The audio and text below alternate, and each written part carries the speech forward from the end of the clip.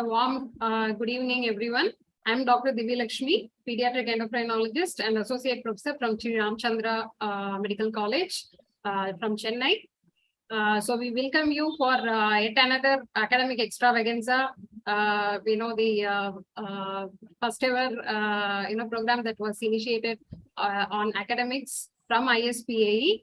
This is the 21st edition that is going on. I welcome you all on behalf of ISPAE Academics and Clinical Education Series. I now welcome our president of ISPAE, Dr. Shaila Bhattacharya, ma'am. So, madam is professor in Department of Pediatrics, JJMC Davangere, and pediatric and adolescent endocrinologist, Shivjyoti Clinic and Manipal Hospitals, Bangalore. She is convener for Pediatric Endocrinology Fellowship for almost over a decade. And she is author in endocrine and pediatric endocrine and pediatric textbooks. And she had published several articles in international and national indexed journal. Over to you, ma'am, to give a welcome address and to introduce the moderators and speakers. Thank you. Thank you, Dr. Divya. Good evening, everybody. It's a nice, actually pleasant evening for us. Dr. Peter Lee is with us with a morning coffee. Where first of all, I welcome Dr. Peter Lee, who has joined us from Pennsylvania, USA, to give a talk on DST. And Dr. Sudha is still not joined. Welcome, Dr. Sudha from Wadia, and Dr. Santosh from Bangalore, and Dr. Hemchand from Chennai. We know all of the other speakers and the moderators. I also welcome Dr. Janvi from Bangalore and Dr. Chiran from Pune for presenting the case. It's been great year with many academic and very excellent clinical case discussions with expert talks. Today we have another excellent session. So over to first case, that is by Dr. Janvi, who will be presenting the case, and then moderator is Dr. Santosh. So we have about 20 to 30 minutes for the first case. And Dr. Santosh Oliti, we are all very much knowing him. He's been with us for a long time. He is consultant pediatric and adolescent endocrinologist, Karnataka Institute of Endocrinology and Research, Bangalore, Shankara Cancer Hospital and Research Center, White Lotus Healthcare, Cloud9 Kids Hospital, and also Fortis Hospital, Bangalore. He has authored Self-Management Handbook English and Kannada for type 1 diabetes families. He has several publications and contributions to chapters in pediatric endocrine books and Indian Pediatric Journal, and also he's been the reviewer for Indian Pediatric Journal. He's been the founder member and he manages type 1 benevolent fund to support families. He's also our core committee member for the ideal and the best programs, that is the type 1 diabetes programs, which we have been running for the last 2 years. His favorite specialty is type 1 diabetes, along with the other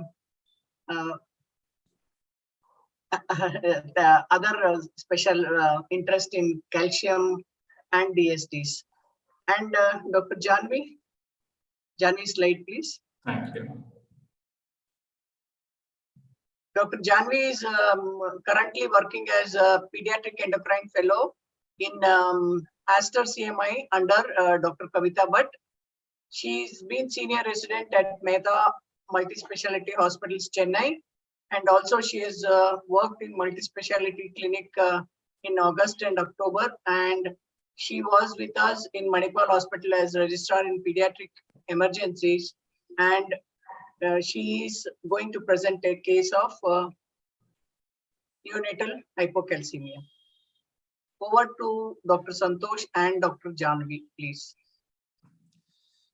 Thank you, Dr. Shala and Dr. Divya, Dr. Mahesh, and the entire ISPAE system for making us a part of today's event and academic session. So, without any due delay, I invite Dr. Janvi, who is just 1 month into the fellowship of the pediatric endocrinology. So she's just a fresher, and I, appreciate her for taking up this challenge of presenting the neonatal hypercalcemia. Over to you, Janvi. You can start with your case. Thank you, sir. Thank you, ma'am.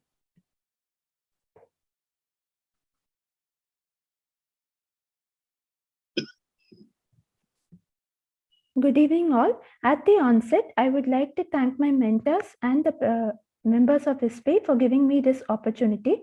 This is a case of late onset neonatal hypocalcemia. Master X was a 10-month-old boy who was brought with complaints of cough, fever, and fast breathing for 2 days.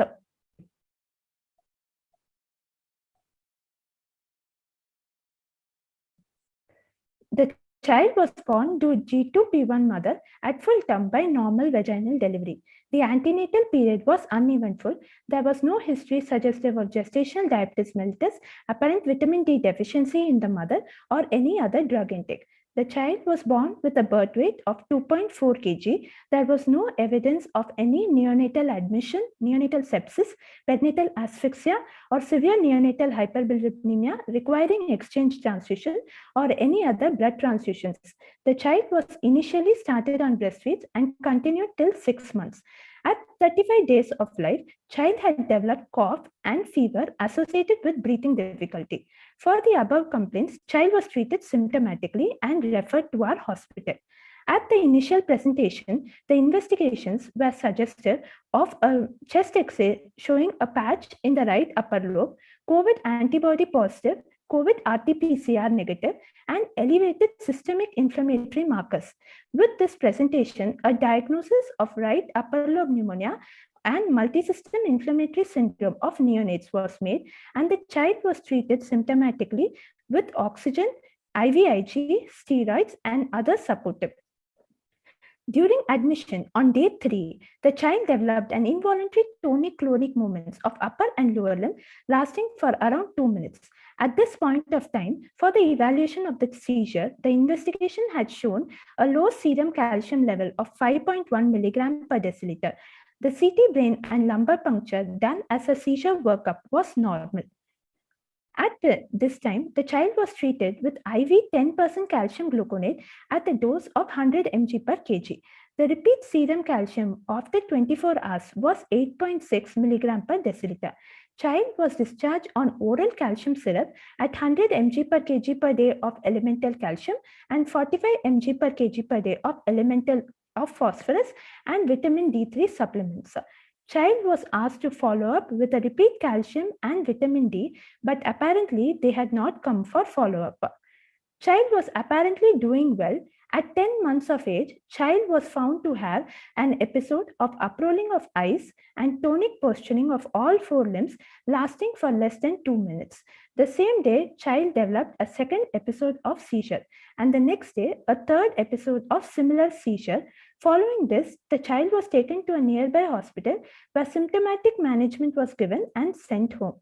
As the child developed the 4th episode of seizure, the child was admitted at a nearby center where treatment was given with anticonvulsant and a neuroimaging done was said to be normal. On the same day, child developed the 5th episode of seizure, following which child was referred back to the same hospital. During this admission, child was admitted and the development history had shown that the child had attained age-appropriate milestones for 10 months of age. The family history suggested a non-consanguineous marriage. Child had an elder sister who was 3 years 6 months old and doing well. There was no family history suggestive of any renal stone, low calcium disorders, bone disorders. None of the family members were screened for bone disorders in the past. A review of system had shown that the child had no history of any previous recurrent infections or feeding difficulty. There was no history suggestive of bluish discoloration of the lips while crying, no history of any bony deformity, loose stools, or drug intake. On examination, the vitals were stable. The weight had shown that the child was on the +2 standard deviation. Length, child was between the 10 to 25th centile, between 0 to -2 standard deviation. Weight for length was above 99 percentile with +3 standard deviation, and head circumference was on the 50th centile, +2 standard deviation. This is the growth chart of the child at initial presentation and also showing the markup at follow-up. On examination, no pallor or cyanosis was present. Head-to-toe examination was normal and the child did not have any dysmorphic facies. Systemic examination was normal and the genitalia had shown bilateral testes descended. During the admission in the hospital, the initial seizure workup was normal in form of blood glucose 129 milligram per deciliter and CT brain was normal. But the serum calcium level with a normal serum albumin level was low. Ionized calcium was low. Serum magnesium was normal. The child was initially started at presentation due to seizure with IV calcium gluconate at 400 mg per kg per day every 6th hourly and magnesium sulfate 25 mg per kg per day.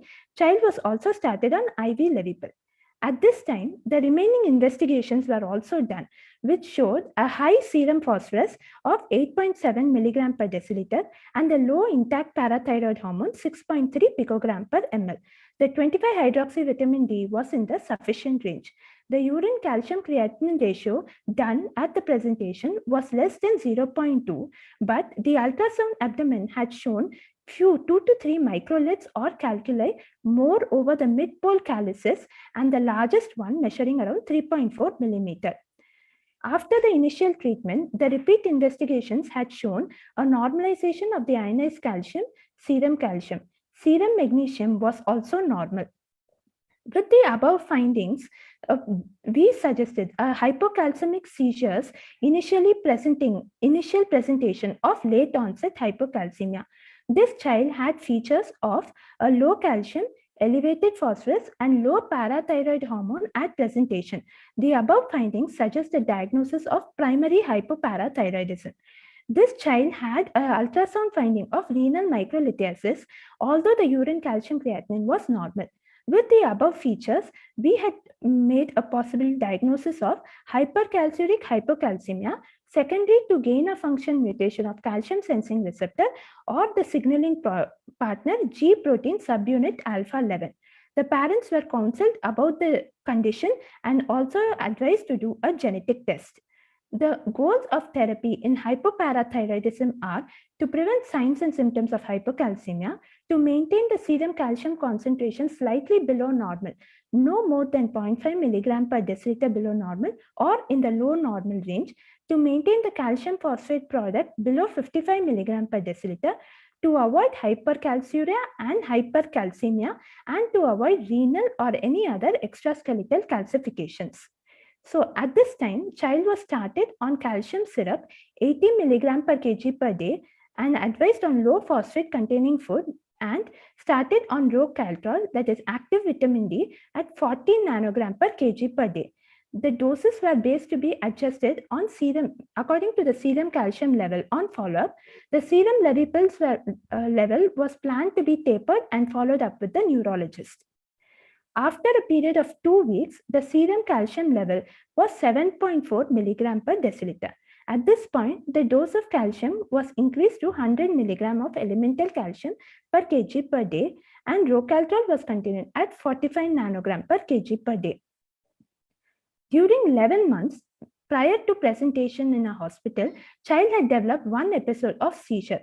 At that time, when child had come for follow-up, the serum calcium level was 8.7 milligram per deciliter and serum phosphorus level was 8.2 milligram per deciliter. The urine calcium creatinine ratio was normal. Child was continued on syrup Shelcal 70 milligram per kg per day and capsule Rocaltrol at 46 nanogram per kg per day. At 1 year, child had presented to the hospital with 2 episodes of generalized tonic-clonic seizures. At this time, the mother had told that the child used to frequently spit out the syrup. The serum calcium levels were low and ionized calcium level was low. Phosphorus was elevated. The urine calcium creatinine ratio was more than 0.2. 2 doses of IV calcium gluconate for acute management was given, followed by elemental calcium syrup and Rocaltrol capsule. During the third follow-up, the child had presented with a serum calcium level of 8.5 milligram per deciliter and ionized calcium of 1.05 nanomole per liter. At this time, the serum phosphorus was 6 milligram per deciliter. The child was continued on oral calcium syrup and Rocaltrol capsule. This is the genetic test of the child. The genetic test had shown a mutation in the gene of SLC9A3R1, which is associated with a phenotype of hypophosphatemic nephrolithiasis and osteoporosis. We had suspected a mutation in the calcium sensing receptor or its signaling protein. So with the above finding, we assume that it was a variant of uncertain significance as the phenotype of the child was not matching with this mutation. The genetic result in the father had also shown a mutation in the same gene in the heterozygous state. In order to confirm whether it is a significant variant or a variant of uncertain significance, we have advised the father to do a serum calcium and phosphorus to see if the same phenotype is present in the father also. There has never been any previous evaluation of the parents. Coming on to the discussion, we shall see a small portion of approach to hypocalcemia, the role and implication in the mutation of calcium sensing receptor, a small portion of autosomal dominant hypocalcemia and its genotype-phenotype correlation, and the follow-up.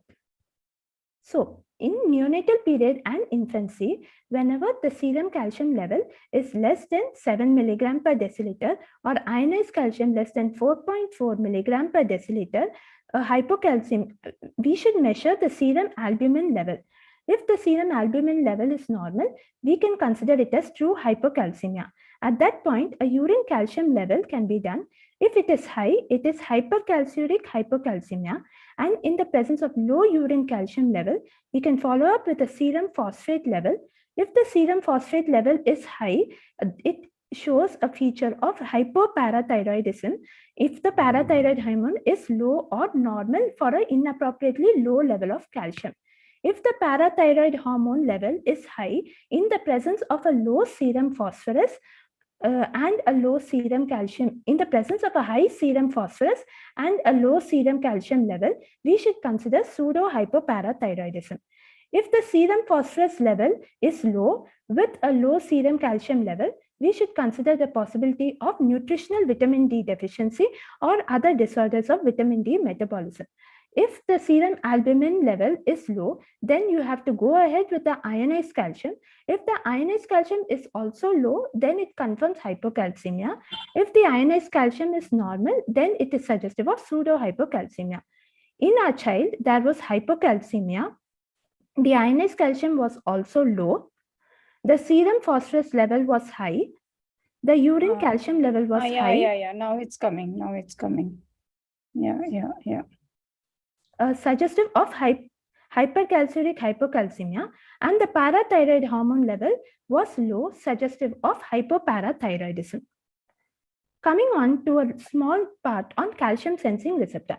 The calcium sensing receptor is often referred to as the calciostat because it maintains the serum calcium level within a narrow range.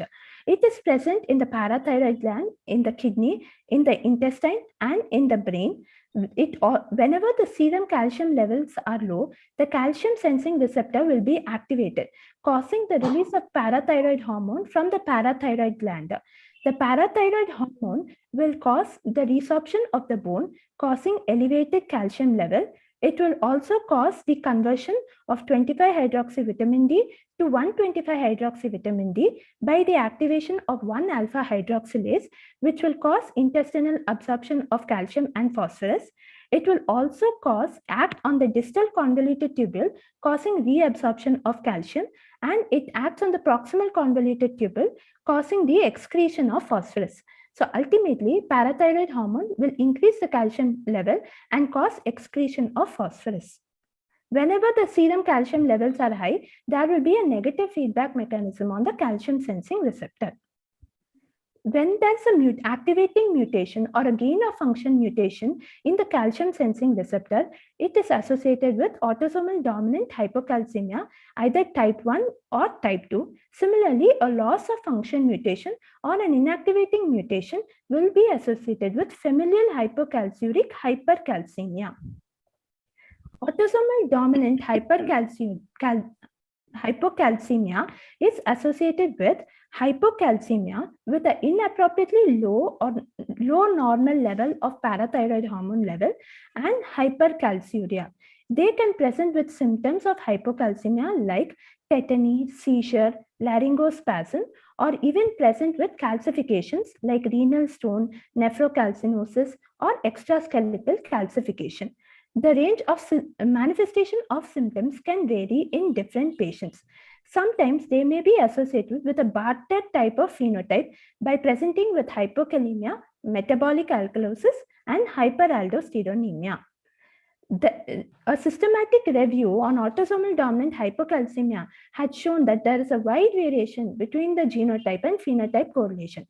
The members of the family may present with wide variation. Some may present with asymptomatic hypocalcemia, or some may present with severe hypocalcemia manifesting as seizures. It is very rare to present as homozygous variant, probably due to its lethality. So all children with hypoparathyroidism require yearly monitoring of the serum calcium, phosphorus, magnesium, blood urea nitrogen and creatinine, and estimated glomerular filtration rate. More frequent monitoring may be required if they present with symptoms. The renal function can also be monitored annually, and a renal imaging should be done if they present with nephrocalcinosis or urolithiasis every 5 years. And appropriate imaging for other extraskeletal calcification should be done. So we all know that early onset hypocalcemia is common in the newborn period, and it is asymptomatic, especially if children present with risk factors. Late onset hypocalcemia, on the other hand, is symptomatic, and it always can be the presentation of a permanent cause. So always, after ruling out common causes, look for rarer causes, which if diagnosed early, the patient can benefit from the early initiation of treatment, and it can also avoid complications.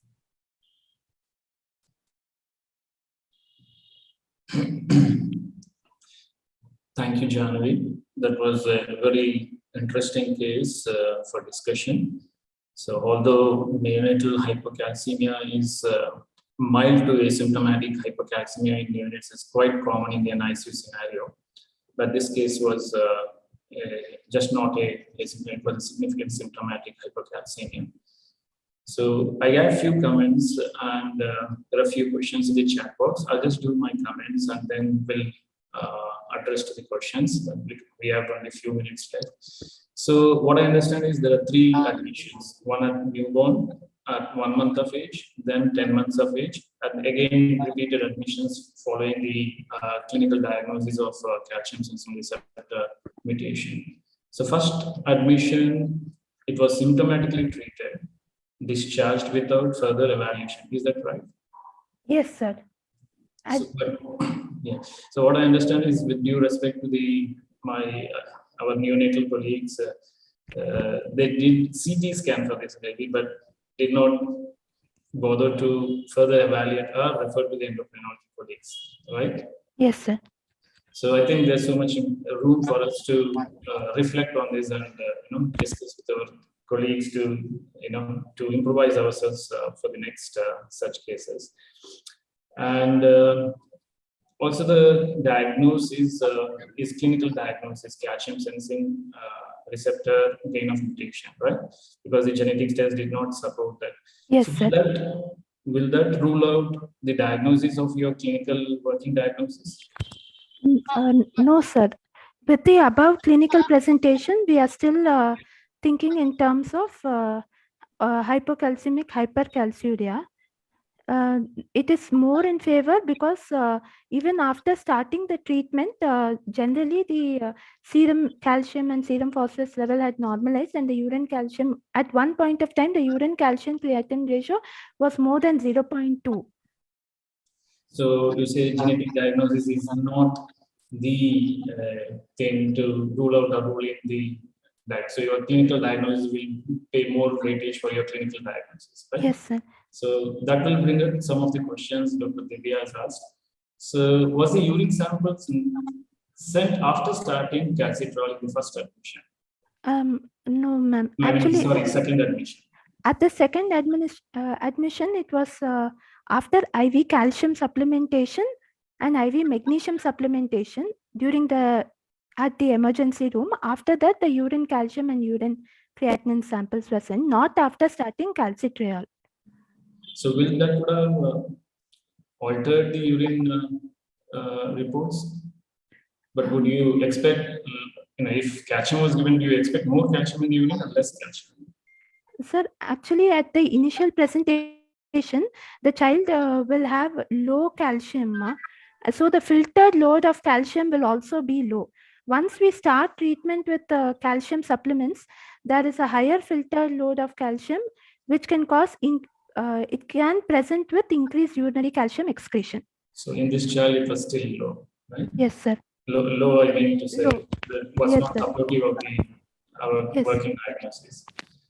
And Dr. Divya also asked, any vitamin D thyroid hormone available during the first admission at 30 days or 31 for 5th week of life? No, ma'am. During the neonatal admission, it was not done. Only serum calcium level has been done, treated and managed symptomatically. So I understand it was not referred to the endocrine. Yes, ma'am. At that time, it was managed by the pediatric side. And Dr. Divya has also another question. If calcium sensing receptor mutation is ruled out, is it ruled out that 24 hours urine calcium, spot urine calcium is repeated again? Is that you mean after the second admission?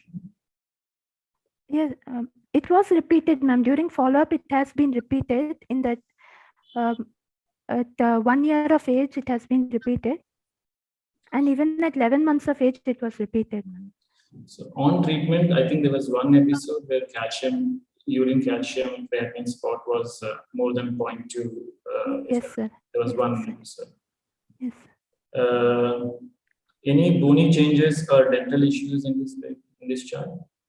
No, sir. That was no. The child had not presented with any of those symptoms.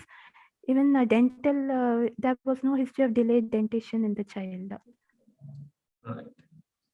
So, I mean, there is one question from Professor Lee. Actually, it was sent to me. Actually, so what role might phosphorus intake play in this patient? Ma'am, it will further increase the phosphorus level, ma'am. We want to maintain the calcium phosphorus product less than 44. So we avoid cow's milk or any phosphate containing food and formulas. Okay. Professor Lee, would you like to add some points? You are muted. You're muted. Simply trying to explain the late onset. One typically would think of low magnesium, high phosphorus, or maybe high phosphorus intake, depending upon the formula, hypopara, and low vitamin D. And I did not see a phosphorus measured early, but it may well be a consequence of the parathyroid levels. I realize that. Thank you, Professor. So the other point to take is the genetic findings of this child, which is quite different phenotype you expect, because that genetic mutation shows high phosphorus levels, which is low phosphorus levels, which is against our child's findings. So I think, as you said, I think we can't give any importance to that genetic report as of now.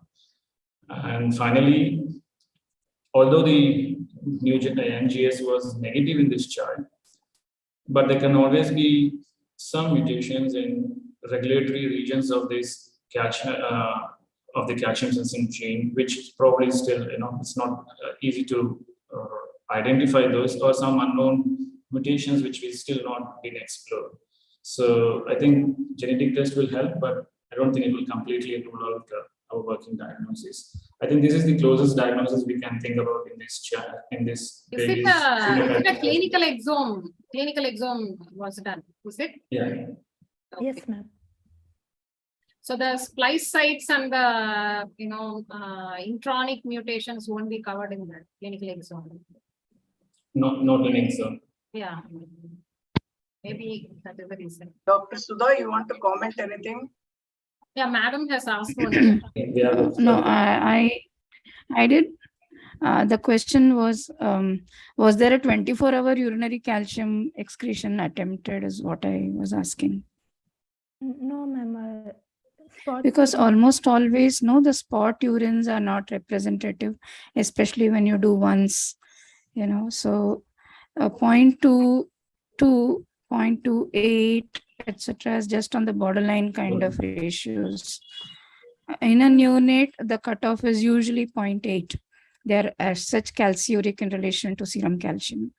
So 0.28, sorry. This was at 10 months of age, the 0.28. So it has crossed that almost in. Yes.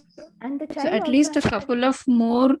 Yeah, if you're not able to quantify 24-hour collection, maybe a couple of more corroborative ratios would help in maybe proving one way or the other. Yeah. The child And also you're has giving microcalcium thiazide, I suppose. No, ma'am. Not at the moment, I think. No, ma'am, not yet started on thiazide. Because the latest reports, the urine calcium creatinine was within the acceptable. Less than the range, sir. Yes, sir. So not started. Okay. So I don't see any more questions in the chat box unless Divya can pick up any questions there. There's no question even in the YouTube. Just a small request. I request all the panelists to switch on their videos. We will just take a screenshot. Hemchand and Chiranta.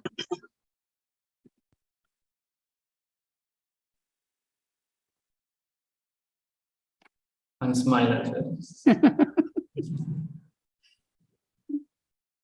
Yes, done. Thank you. Thank you. Thank you.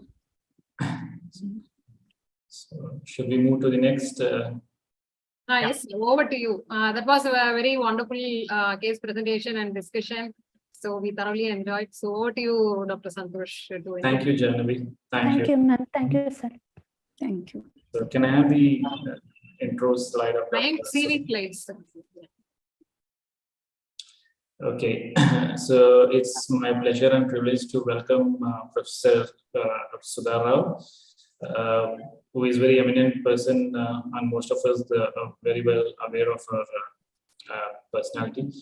And she's the professor of pediatrics from Jirabai Wadia Hospital for Children, Mumbai. And she's also associated with Tata Memorial Hospital and Jupiter Hospital in Thane, providing the endocrine services.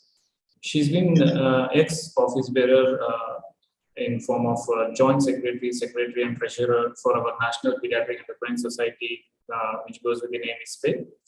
And she's got lots of contributions with research papers, guest talks, and CMEs, workshops, both at national and international conferences. And she's authored textbooks, chapters for pediatrics and pediatric endocrinology, and also editor for the IIP specialty series for pediatric endocrinology and practical pediatric endocrinology. So I welcome Dr. Sudha Rao to give her expert talk to overcome all the challenges we come across with approaching, managing, and diagnosing neonatal hypercalcemia. Over to you, Dr. Sudha. Thank you, Dr. Santosh. It's a great pleasure to be here. And thank you, Divya, and thank you, Dr. Shaila, the ISPAE, for inviting me to be here. I would try to do justice to calcium disorder in newborn period. A lot of it is an overlap. Can you allow me to share my screen, please? A lot of it is an overlap between an adaptive response as compared to a real problem in relation to a disorder.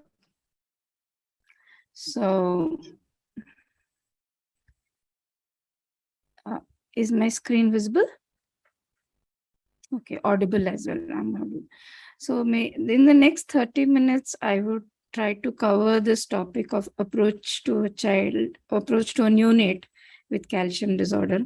The overview of my talk would include regulation of calcium homeostasis, the neonatal calcium physiology, which is a bit different from, say, older children and even adolescents, issues of neonatal hypocalcemia and hypercalcemia. When you speak of physiology of calcium, why do we talk about calcium so much?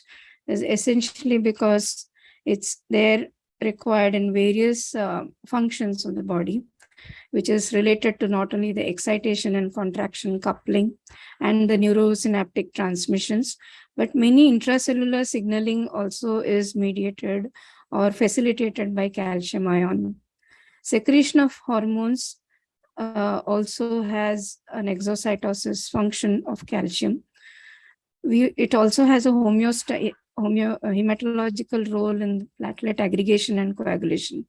And we all know about the bone mineralization function and improving bone mass, mineral mass in presence of calcium. So this calcium, which is there in the body, is in an equilibrium of most of it is being in the bones in the form of stores. 99% of it is in the bones, and only 1% of the total calcium is exchangeable. Of that, 50% is in the ionized form, 41 to 45% is bound to the protein albumin, and 5% is in the form of other hydroxyapatite or other forms of covalent ions. And we all know that if there is a decrease in albumin by 1 gram per dl, especially in children like nephrotics or malnourished hypoproteinemic children, a decrease in serum albumin by 1 gram per dl decreases the total serum calcium by 0.8 milligram per dl, and hence interpretation of serum calcium levels needs to be done in relation to, by this correction formula, in relation to the serum albumin levels. And the ionic calcium also changes in relation to the alkalemia or alkalosis that is present in terms of pH, which facilitates the protein binding.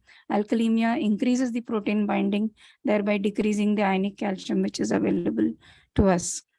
And hence, the calcium disturbances can occur due to change in the actual levels of calcium, or it could be a disorder of redistribution of calcium, which we will see in the next few slides now.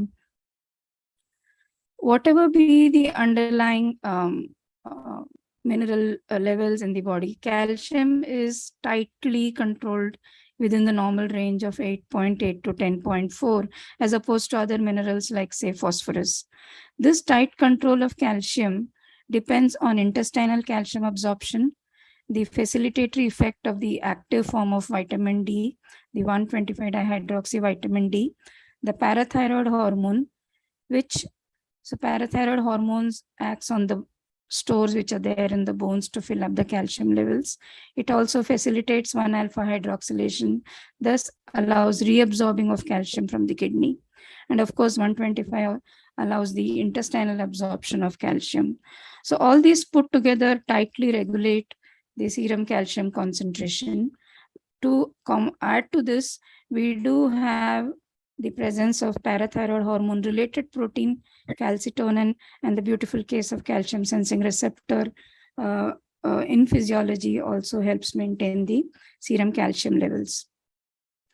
So whenever there is a reduced calcium, this calcium sensing receptors gets stimulated, and then the parathyroid hormone release happens, which acts both at the bone level and at the kidneys, bringing about bone resorption and thus to maintain calcium, like I mentioned before. And on the kidneys and tubules, it increases calcium reabsorption with increased phosphate excretion. The 1-alpha hydroxylase effect on the kidney is enzyme effect of the kidney is facilitated by PTH and the FGF23, we all know about that, which in turn produces more calcitriol and thus which acts on the intestine and increases calcium absorption from the gut. So reduced calcium brings about a physiological change to maintain the levels of calcium, mainly mediated through the parathyroid, the calcium sensing receptor, the vitamin D and its active form, which acts on essentially the kidneys, the intestine, and the bones. So now what happens in the fetal life? In the fetal life, we know that fetus is hypercalcemic in relation to the mother. And the PTH-RP is the principal regulator of fetal calcium in the fetal life for calcium homeostasis as compared to any other phase of life. And the calcium accretion, as is shown in this figure beautifully, happens in the second and third trimester of pregnancy. And the accretion rate is anywhere between 120 to 160 milligram per kg per day of calcium and 60 to 75 milligram per kg per day of phosphorus. And the factors which influence this calcium transport are the maternal levels, maternal vitamin D status, the 125 as well as the 25 hydroxy vitamin D, the PTH-RP, PTH, and the calcitonin synthesis. Placenta plays a very important role in that it is the source of PTH-RP in the fetal life. It facilitates the diffusion of calcium by an active and a passive influx. It has 1-alpha hydroxylase activity property and thus converts the 25 hydroxy to 125 dihydroxy vitamin D, facilitates phosphate transport. Calcium influx is not only mediated by an active pump, but also by the energy dependent ATPase pump. And to bring about the rest of the mineral accretion and bone health, there is nitrogen, energy, and other mineral transport, which is facilitated by the placenta, as also the transport of estrogen and other hormones. So soon after birth, what happens to the calcium phosphorus level is the watershed issue, which brings about our understanding of calcium homeostasis and its disturbance later on in the neonatal life. Because there is an adaptation which is required at birth, as soon as the cord is cut, there is a abrupt cessation, interruption of supply of calcium and other minerals. It falls down, this being the normal range that is expected. The total calcium is hypercalcemic, drops down. Ionic calcium also high, comes down. And then you have the serum phosphorus, which is high to maintain the product, which comes down later on beyond the third and fourth day of life. The serum parathyroid hormone, which is nascent and low in levels, there is an abrupt rise in PTH levels, which brings about the normalization of the serum calcium. 1-alpha hydroxylase activity also increases, and 125 dihydroxy vitamin D is upregulated and increased, or the levels increase. The calcitonin drops. The PTH-RP, as we know, also decreases as soon as the birth happens and you have a cord cutting which happens. So this adaptation at birth is very important for maintaining calcium levels in newborn. We can categorize the calcium disturbances in newborn, one as low calcium and high calcium, that is hypocalcemia or hypercalcemia. Any of these disorders, especially I would be talking about hypocalcemia, could be transient, which is related to postnatal disadaptation, developmental immaturity, influences of maternal calcium disorders or maternal drugs, influences of the fetoplacental unit. So these are essentially transient as compared to the permanent forms, which are often genetic and inherited congenital disorders, structural abnormalities, or acquired disorders in the postnatal life. When we define hypocalcemia, the level has to be appropriate in relation to the age and gestation age of the baby. So a term newborn, the definition of total calcium which is corrected for the albumin to be anywhere between 7.5 to 8. So there is a transitioning zone between preterm as compared to infants. So in a term newborn, when you have a total calcium less than 7.5 as compared to preterm and very low birth weight, meaning babies weighing less than 1500 grams, the cutoff or definition of hypocalcemia is less than 7 milligram per dl. And we could convert the units to millimoles per liter by this conversion formula. And like I said, this can be a problem of adaptation or disadaptation. So it can be early onset, which essentially speaks of hypocalcemia in the first 72 hours of life, or it could be late onset, which is often acquired, or more sinister a diagnosis, which we need to come out with. Hypocalcemia could be parathyroid related, like the hypoparathyroid state, the late onset or the permanent forms, not the transient ones. It could be parathyroid hormone resistance, or it could be autosomal dominant hypocalcemia, similar to the case which Janvi had presented. The hypocalcemia could be non-parathyroid related, wherein there is a dietary or an intake deficiency of calcium, or largely mediated through vitamin D related problems. Some medications, especially phosphate load of a cow's milk, that is not actually medication. The milk would be another dietary influence. Malignancies, pancreatitis, toxic shock, these are more in older children as compared to neonates. But acute pancreatitis can still be there in some of the NEC related issues, and where we can have severe calcium deficiency happening, and the child could be symptomatic with hypocalcemia. So when do we suspect hypocalcemia in newborn? This could be quite non-specific in the form of presence with apnea, tachycardia, jitteriness, or it could be as sinister as a seizure, facial spasms, tetany, jitteriness, hyperacusis, startle, excessive startle, poor feeding, vomiting, hypotonia, respiratory symptoms in the form of stridor, cyanosis, wheeze, aphonia. This could be some of the presentation of hypocalcemia, and you need to investigate these babies. The more severe forms, critical forms presenting in the ICUs would be in the form of cardiomyopathy, prolonged QTC syndrome coming as arrhythmias, cataract, congestive cardiac failure, ectopic calcifications. We see these in some babies where the calcium phosphorus ratio is not maintained, especially those who are on parenteral nutrition, and prolonged ventilation in relation to vitamin D phosphorus deficiency, or with pathological fractures, especially of the ribs. And they could have features of rickets, and in India we do see congenital rickets as manifestation, where you as manifestation of hypocalcemia. So we go through this case of a 48 hours baby who presents with multifocal seizures, born a bit early, late preterm, good birth weight, exclusively breastfed, and no transitional issues, and presents to us with a low ionic calcium as well as total serum calcium.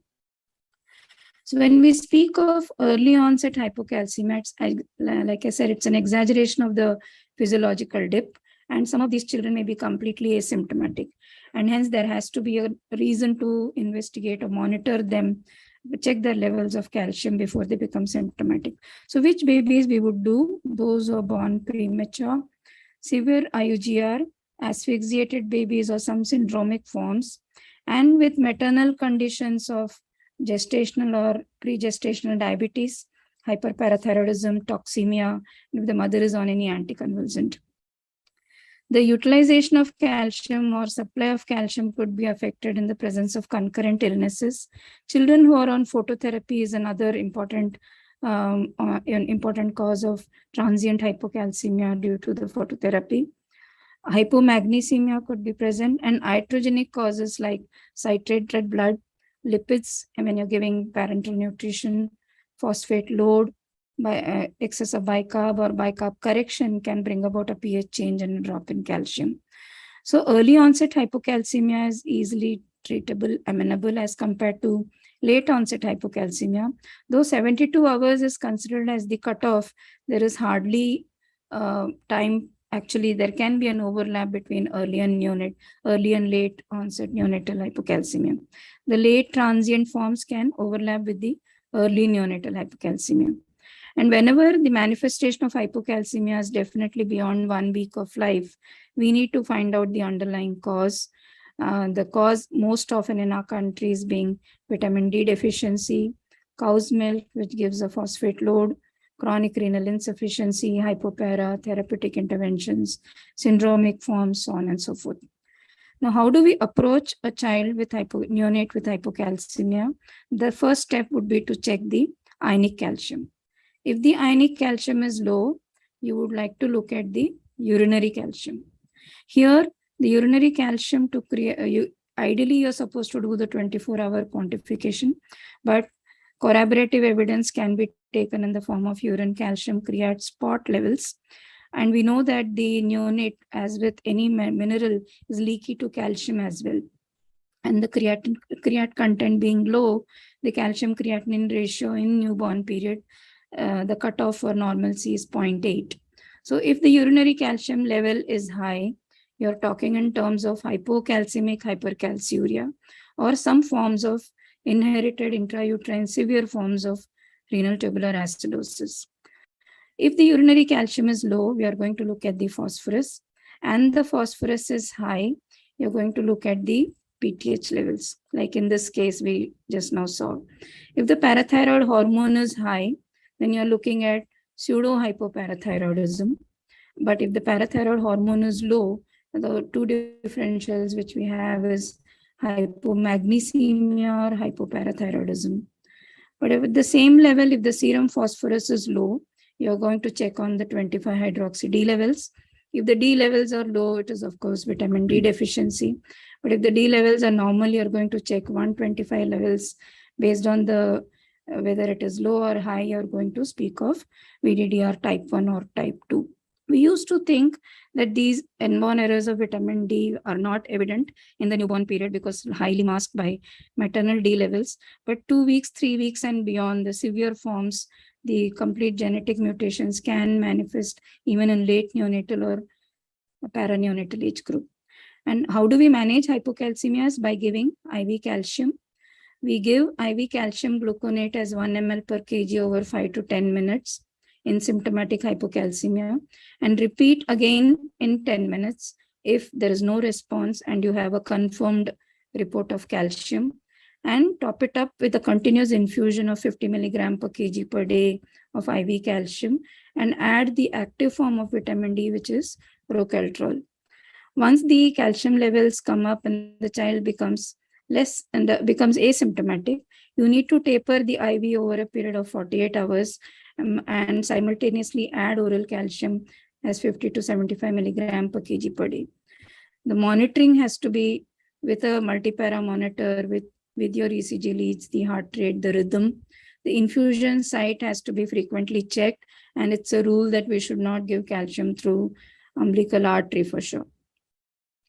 And once it is normalized, you're going to treat if there is an underlying cause of the hypocalcemia, which you would have found out by your approach, magnesium or calcitriol may be needed based on the underlying cause of this hypocalcemia.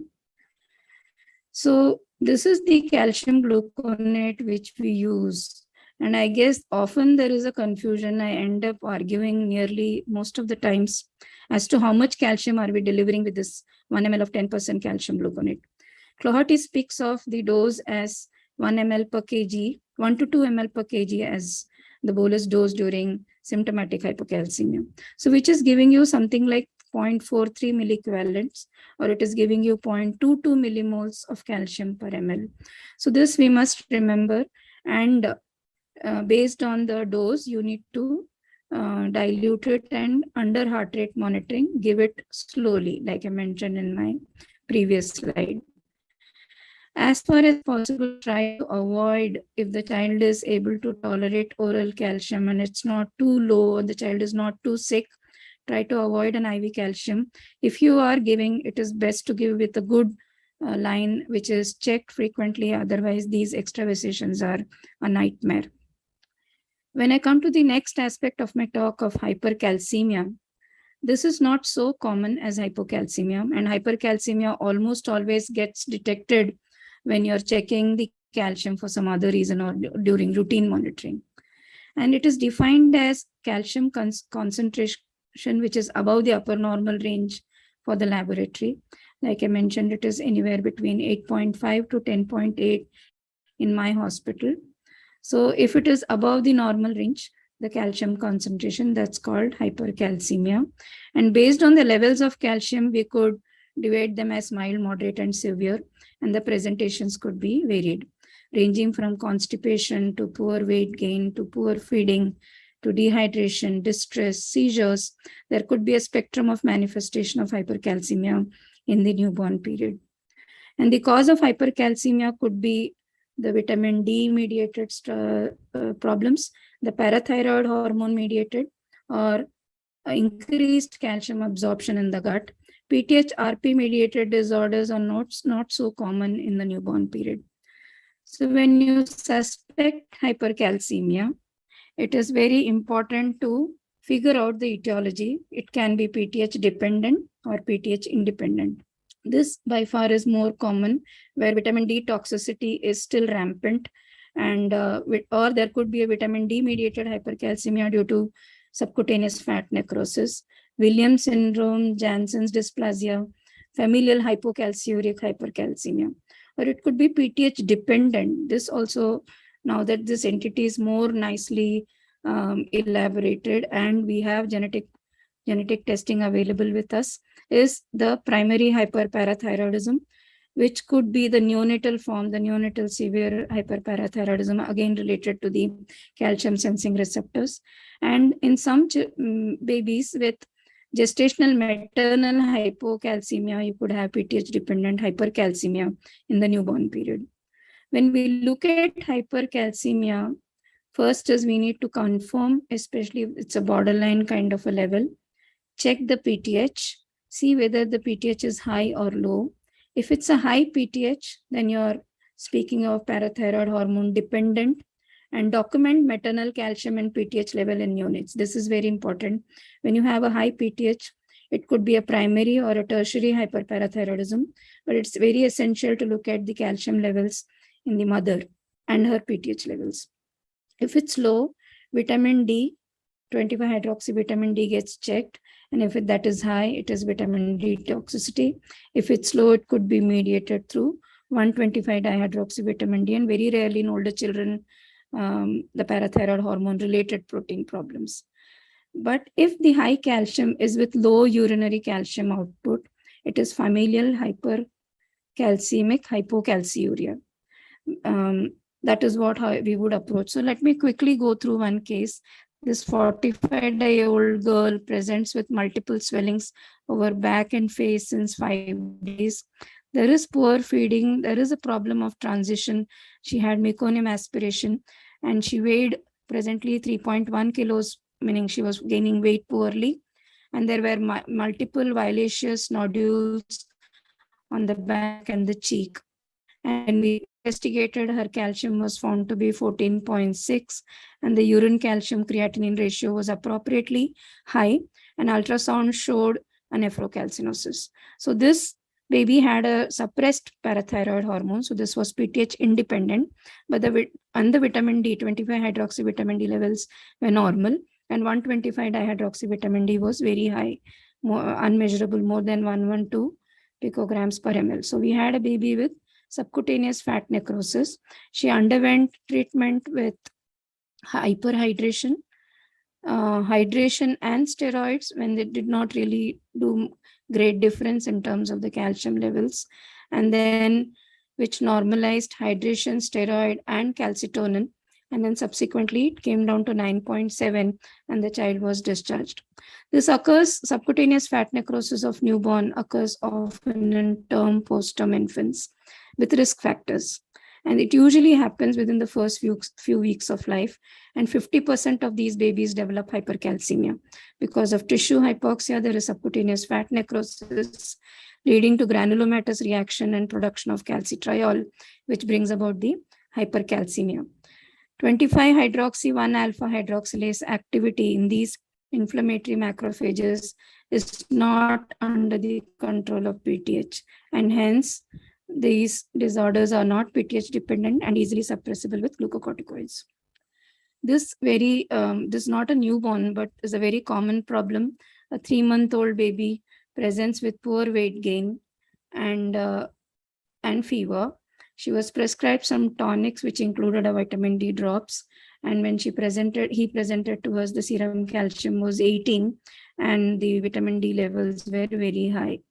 And the child was receiving this D4U drops of cholecalciferol, where it was 2 lakh international units of vitamin D per ml instead of the 200, or I don't know what the meaning. That was a error in terms of lookalike, see-alike kind of preparations that we get in the market of vitamin D related drug. We need to be aware of which formulation we are using, which trade name we are going to prescribe, so that we prevent such vitamin D toxicity. So it's very important to avoid empirical treatment with therapeutic doses of vitamin D. And I think we need to avoid indiscriminate testing and treating borderline low values with therapeutic doses of vitamin D. Definitely avoid mega doses and injections, the straws regime which used to be followed. And be aware of look-alike, sound-alike brand names like Depura, Kids Drops versus Depura. There are so many of them which sound alike and almost alike. And even if your prescription the first time is correct, we know the pharmacy can fill in with a different kind of a brand. And always remember, it's possible that someone else might have prescribed a vitamin D. So do a level instead of just randomly writing down a prescription. And whenever you write a prescription, write down the duration of therapy clearly rather than an open-ended prescription. Educate patients, most important. Thank you very much.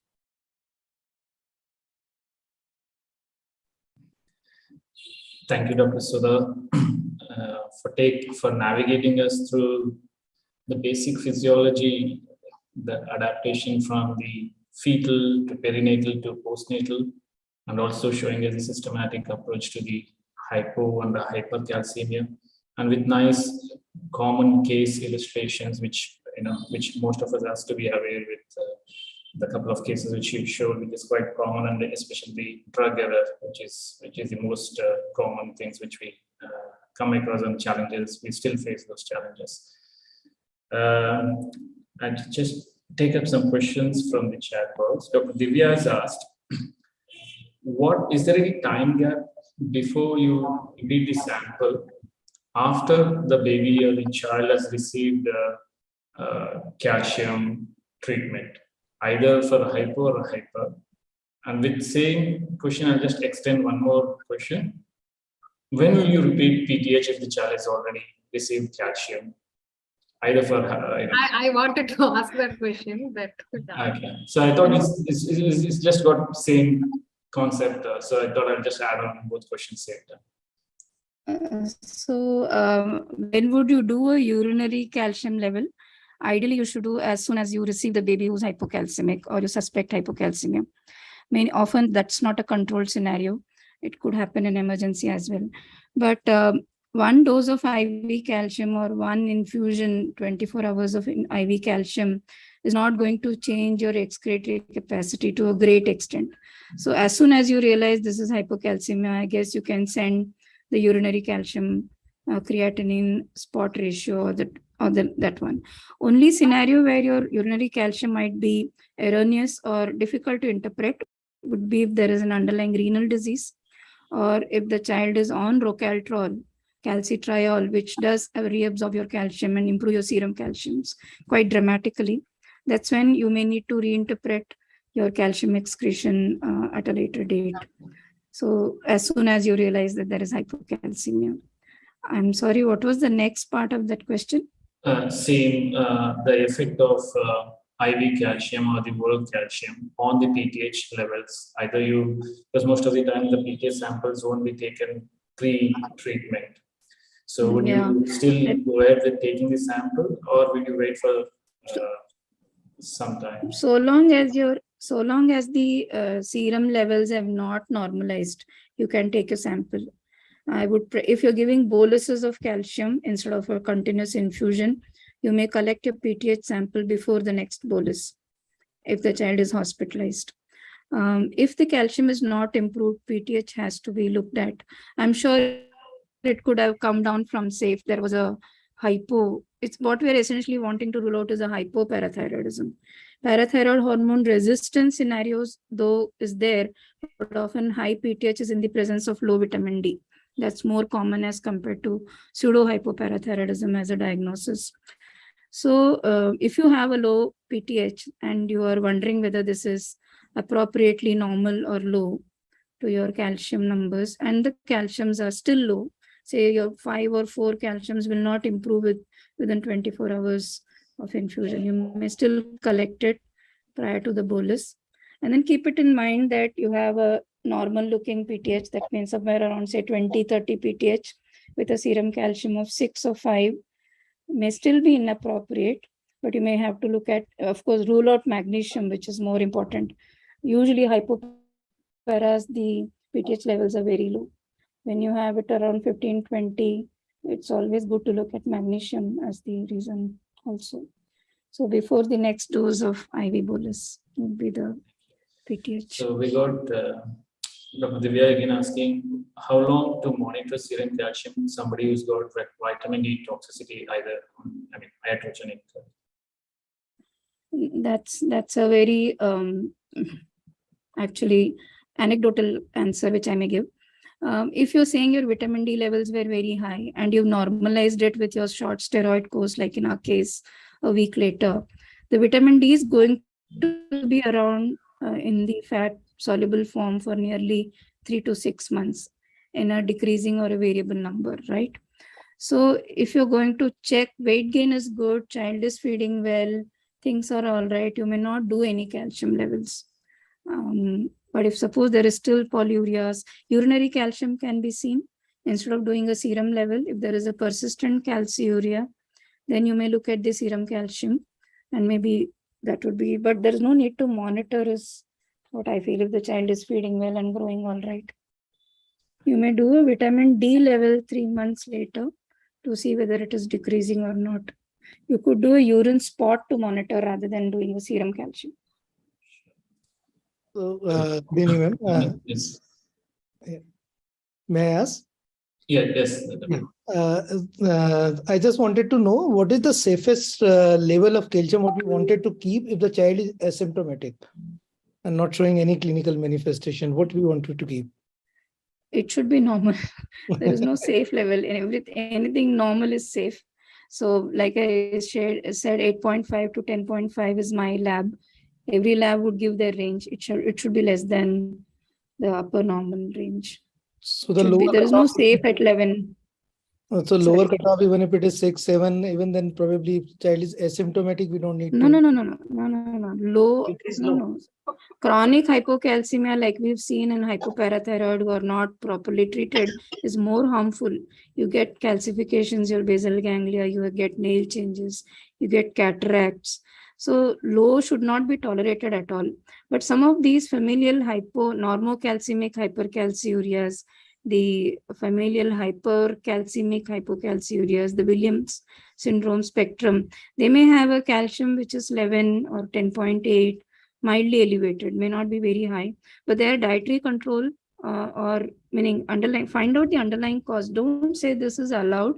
If the underlying cause is not very sinister, maybe I don't think it should be allowed. It should be in the normal range. So I just take a couple more minutes if that's okay. Like got a couple more questions here. Professor Dr. Lee has asked, vitamin D is considered by the public to be many beneficial effects, and many children, except the infants, in the US take several times the recommended dose. Is this safe? Would the US, I don't know. And there are guidelines and recommendations which are there even by our Indian Academy of Pediatrics. That's one. Two, if you say it's a common practice, those gummies and those tablets which children take in India, maybe I'm sure many of us know, and the esteemed people here know, that the vitamin D receptor and the vitamin D binding protein, there is a genetic predisposition in ethnic population of being different, especially the vitamin D binding protein. And like we have malnutrition, we do have low vitamin D binding protein, and hence the free vitamin D molecule is higher. So though we speak of cutoffs, many of the esteemed people have done normal levels in Indian population as well, but the sensitivity of a vitamin D would be different based on the ethnicity, I suppose. So copying, I'm sorry, Professor Lee, I'm copying something which is told in the West should be first tried and tested with our population before we say it's okay to take once in a while. I always mention, even in thalassemics or bone disorders, it's always good to know the level of, it's like checking your anemia. You don't give iron by suspecting anemia. You check the level of hemoglobin. That's when you give oral iron. Iron, we know, doesn't get excreted, so there is toxicity there. Similarly, overdosing with vitamin D can cause nephrocalcinosis and related issues, hypertension. These are all now largely proven as well. This question about subcutaneous fat necrosis, how long do you give steroids once you diagnose this? And once the calcium gets normal after a few days, do you stop steroids and continue monitoring calcium levels? Is there any risk of rebound hypercalcemia on stopping steroids? Yeah, there is a risk, and similarly there is a limitation by prolonged use of steroid as well. So the safe bet would be to give 1 to 2 mg per kg for a period of 2 weeks. If it's not worked in 1 week, you may have to give additional, like we did in our case, the calcitonin. Even sometimes bisphosphonates are used. So yes, rebound can happen. So that's why I said we could keep checking the urinary calcium and decide. And I wouldn't give an immunosuppressive dose of steroid just because the calcium is, you would look at alternate forms of treatment. I just have one last question then, because I think we have already overshot the time. Is my question from my side. Do you advise stress dose when doing any kind of stress in cases of hypoparathyroidism or calcium sensing receptor gain of function, where the child is on calcium and calcitriol during the time of infection or any kind of stress? Do you empirically ask them to increase the calcitriol doses, or only on the symptoms suggesting hypocalcemia? No, not as because of stress like we do say for steroid and all.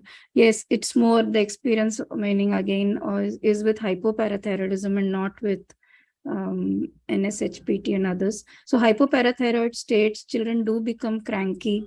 They do have excess aches and pains, I think constipation. These are some symptoms which can make you ask them to increase the oral calcium. I don't increase the rocaltrol. I don't increase the vitamin D form, but the calcium can be increased temporarily, but not because he or she is going to have an exam and all. No, only when there is a symptom. The symptoms are so non-specific: headache, poor concentration, hyperexcitability. Yeah, so yes, if they are stressed, we do increase calcium. Thank you, Dr. Thank Sudha. you, sir. Yeah. Thank you. There are some more questions, if you could answer. In the Q&A column, there are some more questions. So if you could answer that. Okay. It will benefit everybody. Everybody will read. Sure. Thank you. Sure, thank you. Thank you, Dr. Sir. Thank you. So Thank you very much, Dr. Shaila and Divya. thank you, ma'am. So, I mean, that was such an excellent session. I mean, it was very much enlightening. Thank you, Sudha ma'am, Dr. Santosh and Janvi for presenting a wonderful case. So with this, we'll move on to the second session. Over to Shaila ma'am for introduction of moderator and the case presenter. Yeah, I welcome Dr. Hemchand Prasad for the second case discussion, which will be on DSD. Dr. Hemchand is consultant, Department of Pediatric Endocrinology, Mehta Hospital. Again, he is very well known in our group, and he's been the Cape Master for last 2 years, exceptionally active and academic. He has had many awards: Innovative Teacher Award, Active Pediatrician Award, Diabetic Day Awards by the pediatric community and the ISPAE community. He has given keynote address in ISPAE ACES meeting in 2015 in Darwin. He has developed apps like Dia Walk, pediatric DK free for pediatricians to manage diabetes, and he has been editor for many pediatric endocrine books and chapters. Over to you, Dr. Hemchand, and also Dr. Chiran. Next slide. Dr. Chiranta Oza is the Clinical and Research Fellow, Pediatric Endocrinology from Pune under Dr. Vaman Kadekar. Over to you, Dr. Hemchand and Dr. Chiranta, please. Thank you. Thank you very much. I think as we are running short of time, Chirantap will be presenting a very interesting case of DSD, which will set the stage for the much awaited next talk. Over to you, Chirantap. Please start off. Thank you, sir. I would like to present a case of disorder of sex development. I have been mentored by Dr. Hemchand Prasad for this case. So, our case, the informant is mother of a 3-month-old baby raised as a boy residing in Pune and presented with complaint of asymmetry of genitalia. The child was a full-term vaginally delivered baby with a birth weight of 2.6 kg, which was appropriate for gestational age. He was born to 3rd-degree consanguineous parents with uneventful perinatal and postnatal history.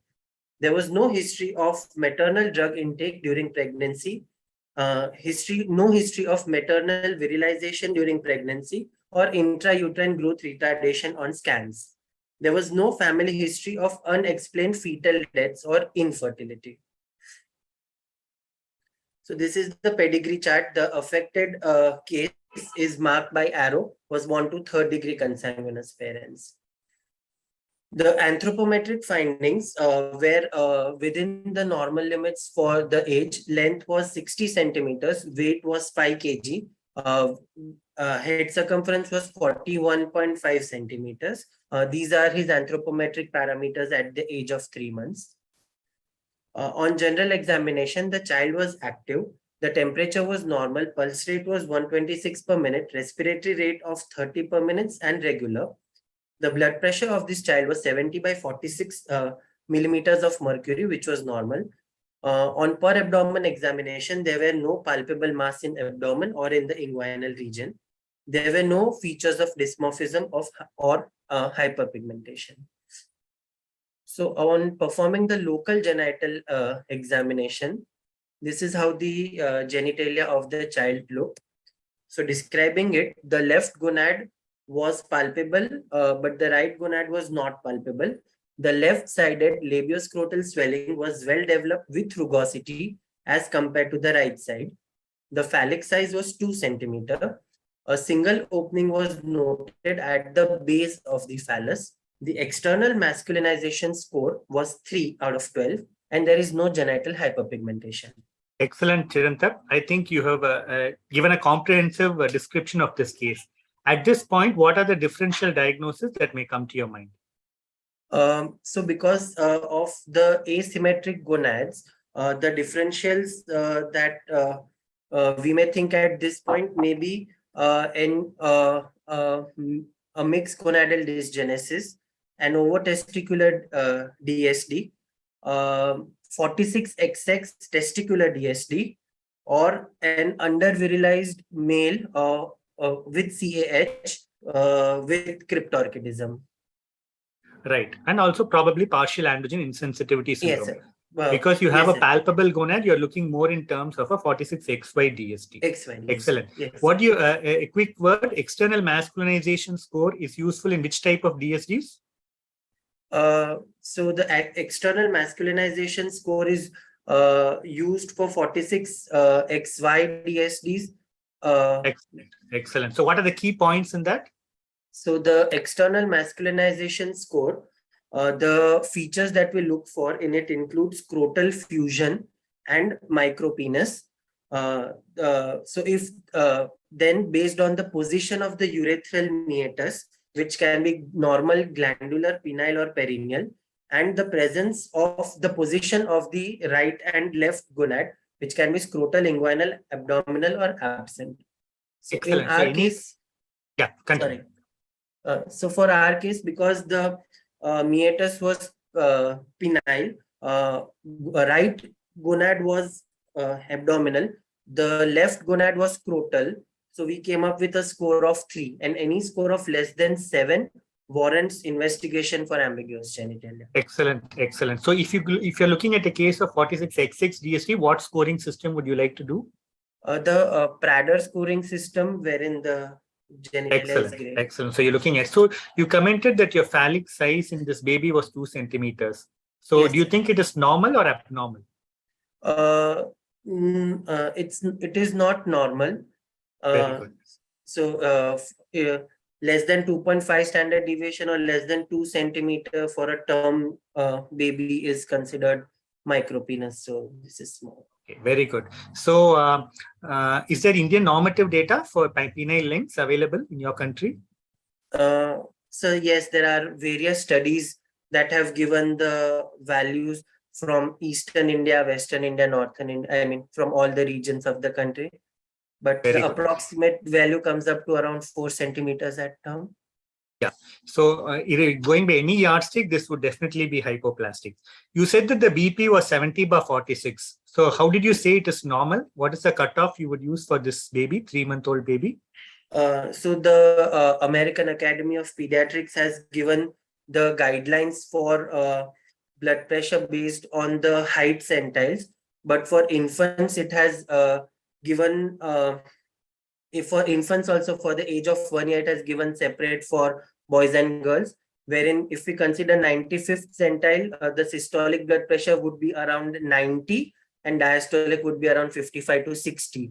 So Excellent, excellent. So you dwelt in length about the anthropometry. Suppose if you had failure to thrive, tell me some DDs you would consider in this baby, especially with a palpable gonad. So, sir, failure to thrive would be a feature of congenital adrenal hyperplasia, and with a palpable gonad would be an undervirilized male. So those forms of CAH, we may have to think with failure to thrive. Very good. So maybe rarer causes like SF1 or DAX1 or yes, DAX1 or 3-beta HST, not the conventional 21 alpha hydroxylase. Yes. Excellent. Okay. So at the end of the history and physical examination, you are considering the entire spectrum of 46XY DSD as well as 46XX testicular DSD over testicular DSD. So you have so many differential diagnoses. So how did you evaluate this case? Further evaluating this case, we did an ultrasound of the abdomen, and on which we found that there was a left unicornuate uterus. The internal gonad was present on the right side that showed follicles and hypoechoic regions near the uterus, and a prostate was seen. Excellent. So you saw a gonad that was present internally and left side unicornuate uterus. One side gonad you have already palpable down, and internally Yes. you see gonad. So what conclusion you draw from this ultrasound? So there is presence of Mullerian structures, and there Excellent. is a presence of internal gonad. So based this on gonad these, is unable to produce Mullerian inhibiting in substance.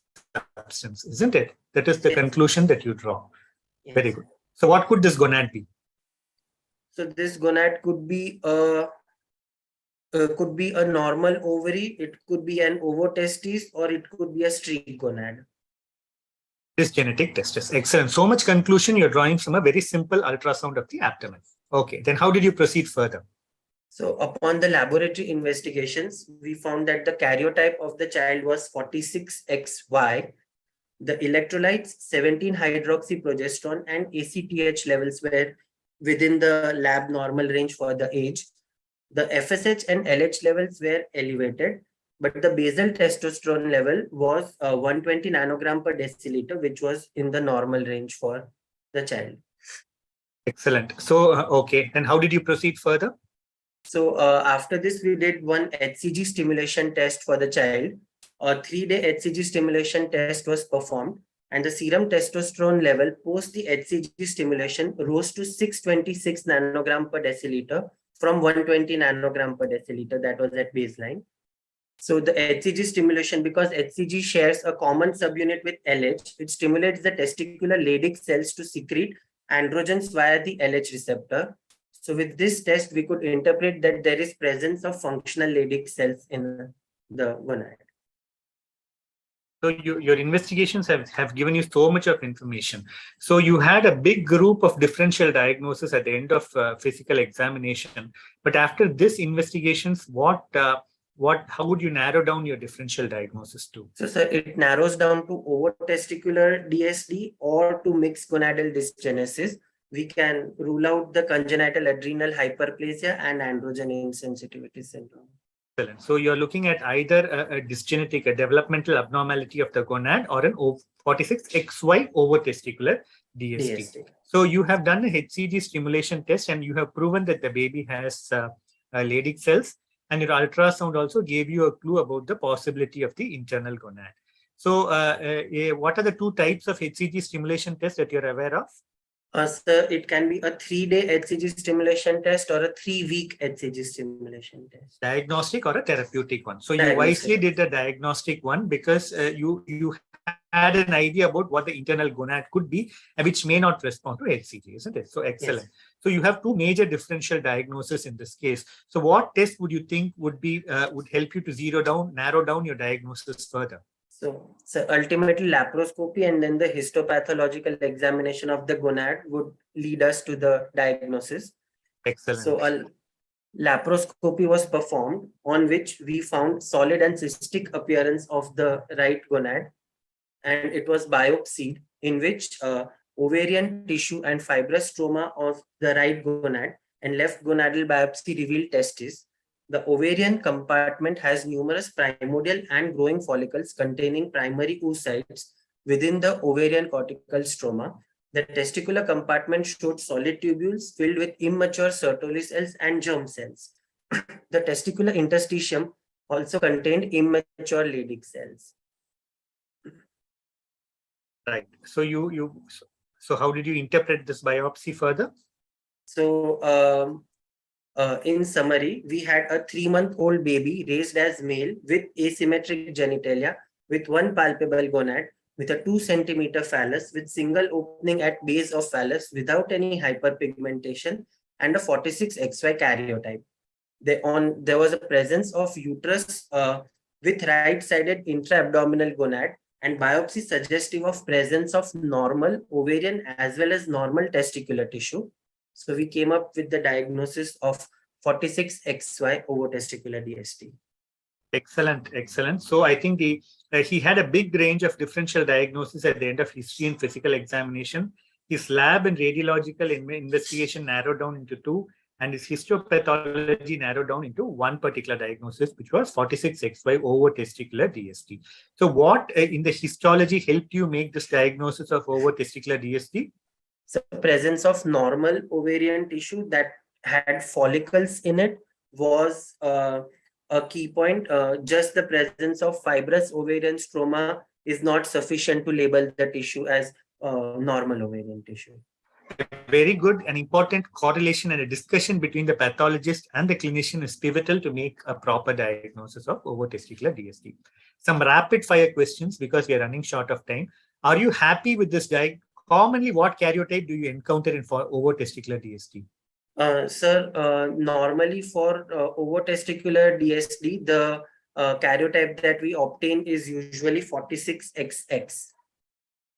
Okay. Are you happy with this, with a child having 46XA, or would you prefer 46XA? No, sir. The presence of Y chromosome will increase the risk of development of malignancy in the intra-abdominal gonad. So not particularly happy with the karyotype. Excellent. So you talked about normative data that is available for penile lengths. Is there normative data available for clitoral length in your country? Yes, sir. The normative data for clitoral length is available. and that has given data for the length and the width. And clitoris, published in Indian Pediatrics 2016. Very good. Yes. Is there normative data for anogenital ratio available? Yes, sir. The same article also gives anogenital ratio. Excellent. So I think it's very important that clinicians caring for DST use the Indian specific normative data to understand the genital morphology and make a proper interpretation. So you spoke about Prader scoring and external masculinization score. Do they help you clinically in any way? Yes, sir. To further direct the direction of investigations as well as to help decide the sex of rearing also, it helps. The response to treatment, steroid therapy in CAH, you definitely do get some direction. Very good. So suppose you had been involved, you saw this baby at 3 months. Suppose you had seen this baby in the neonatal period itself. What investigations would you have ordered on day 1? So immediately with the birth of child with these asymmetric gonads, we would have done a rapid Y chromosome identification test, a formal karyotype, and an ultrasound to look for Mullerian structures. The hormonal analysis would be postponed later, at least 72 hours after the birth. Excellent. So hormonal tests will have to be deferred, should not be performed very early to avoid confounders. Right. So I think in the interest of time, the learning points from this case is, number 1, karyotype is the most important test. This case was presented because 46XY and over-testicular DST has been identified in this case. And we may have to wait for a while until probably a diagnostic laparoscopy is performed to arrive at a proper diagnosis, as it is in this case. And management should not be done by individuals. It should be done by a team. I think it's very important that clinicians caring for infants with DST form a team of clinicians consisting of a pediatrician, a pediatric endocrinologist, a pediatric surgeon, and a child psychiatrist to give a proper outcome for these babies on a long-term basis. Thank you very much, Chirantha, for this excellent case presentation and discussion. So I think we will go on to the much awaited talk, the talk on DST by Professor Lee. There's I one think question. Yeah. Just one question. Yeah. So this is the question was by Dr. Kaushik. What is the level of LH beyond which additional beta HCG stimulation may not be necessary?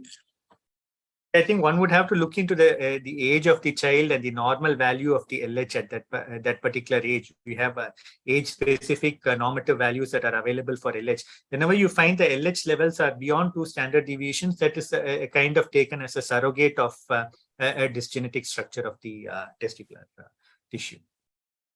It's good. So now I think the stage is over to you, Dr. Raj, for So I think we should have the we'll have the CV of Professor Lee, please.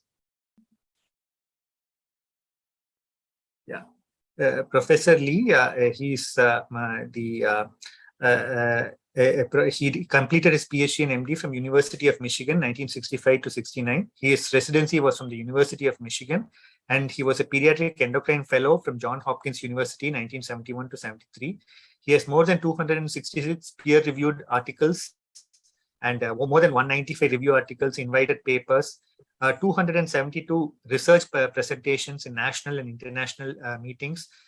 He is involved in teaching of numerous medical students, residents, and pediatric endocrine fellows. And he has received the Lifetime Achievement Award from the Human Growth Foundation 2017. We are very happy to have Professor Lee as a part of this wonderful academic feast. Over to sir for his lecture.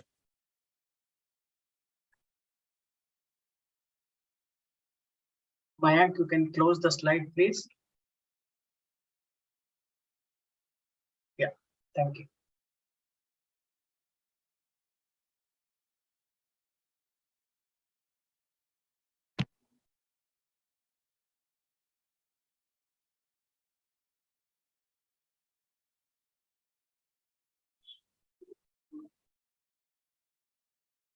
Well, how do I get beyond this?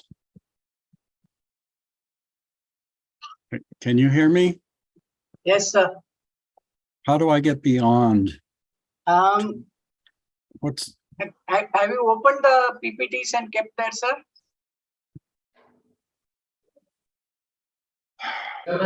You are already in the Zoom. Sir, please open your PowerPoint presentation first, sir. Yeah. You can close this, sir. Yeah. On your desktop, you can, or your laptop, you can open your quiz. On your laptop, you could open your PPT first.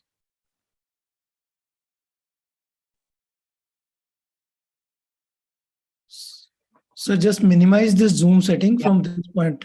Just minimize this Zoom setting and open your PPT, sir. Yeah, please go on right side. Please go on your right side on top.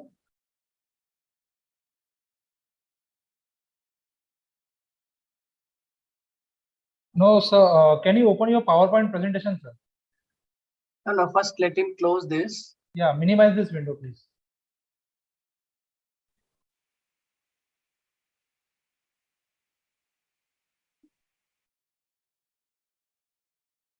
Same, you can minimize your Outlook also.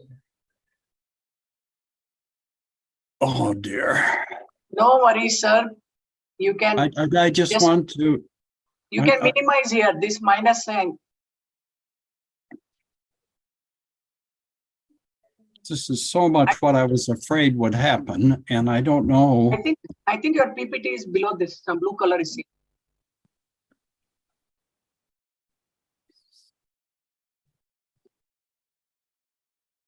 So what window do I choose here? Sir, just move your cursor to your right upper part.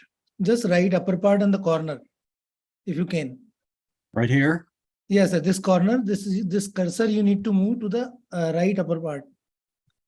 Just on the right side of the Right upper corner. yeah.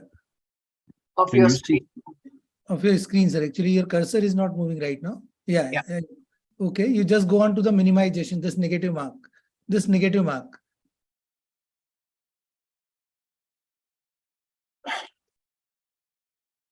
Yeah, this one. Just minimize Yes. this. Yeah, please. Yeah, yes. Now open your PowerPoint slides, sir. Do you have it here, sir?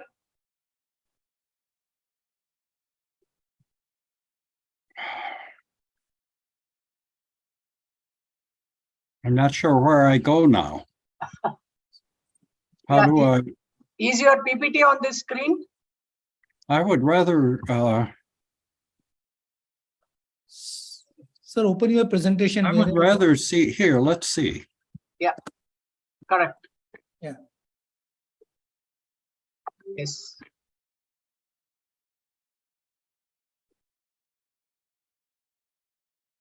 Okay, finally. Perfect. Excellent.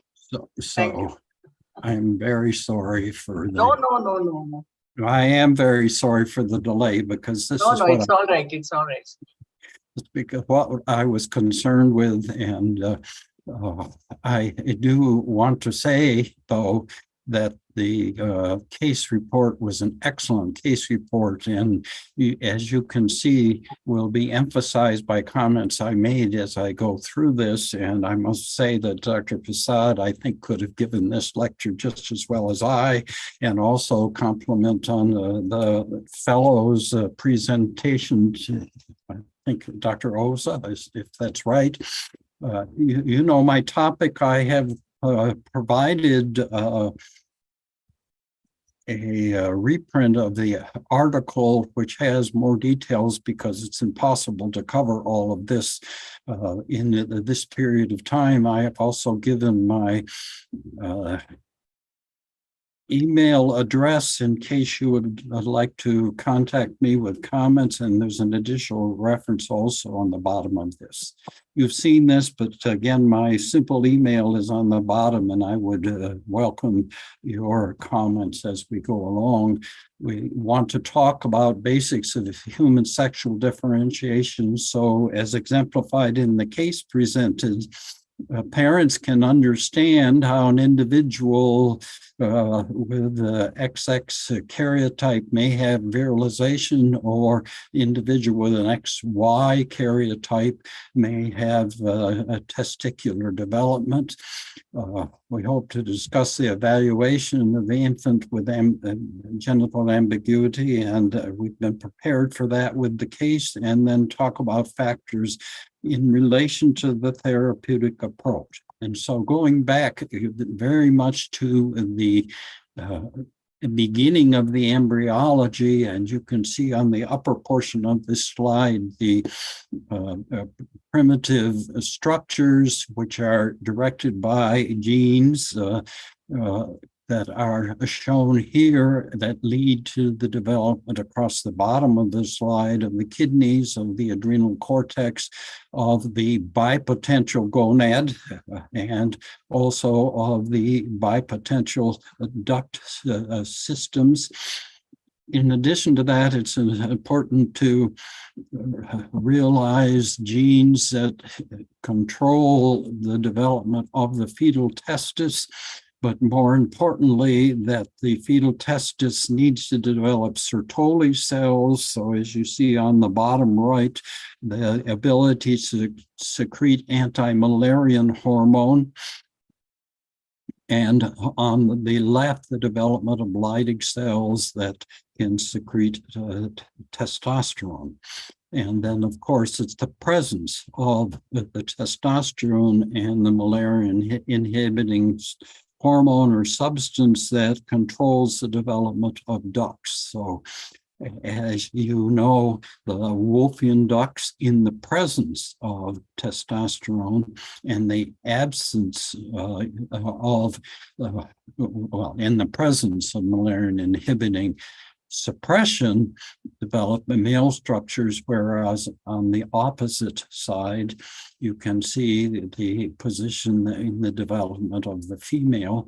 And the case, again, that was reported brings out and emphasizes the fact that this development may be different on different sides, suggesting there may be levels of local testosterone that make a difference.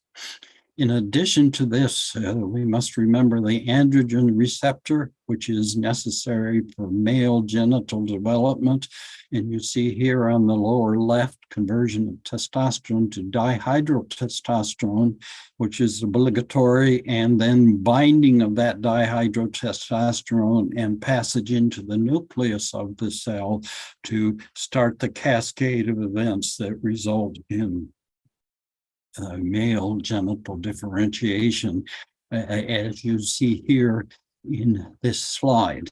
And so again, in the cartoon on the left is the development of male genital, which occurs in the presence of testosterone that is converted to DHT and with a functional androgen receptor. And the other position on the right, where there is failure of fusions of the labial and the urethral folds, and we will see some examples of patients in relation to that. This, of course, is embryonic development, physical, directed by genes, although we don't know them all yet, and hormones. And the development occurs in a predictable sequence and is pretty well understood, in contrast to psychosexual development, which has genetic and hormonal environment. Well, I shouldn't use that word, genetic and hormone influences, as well as the social environment.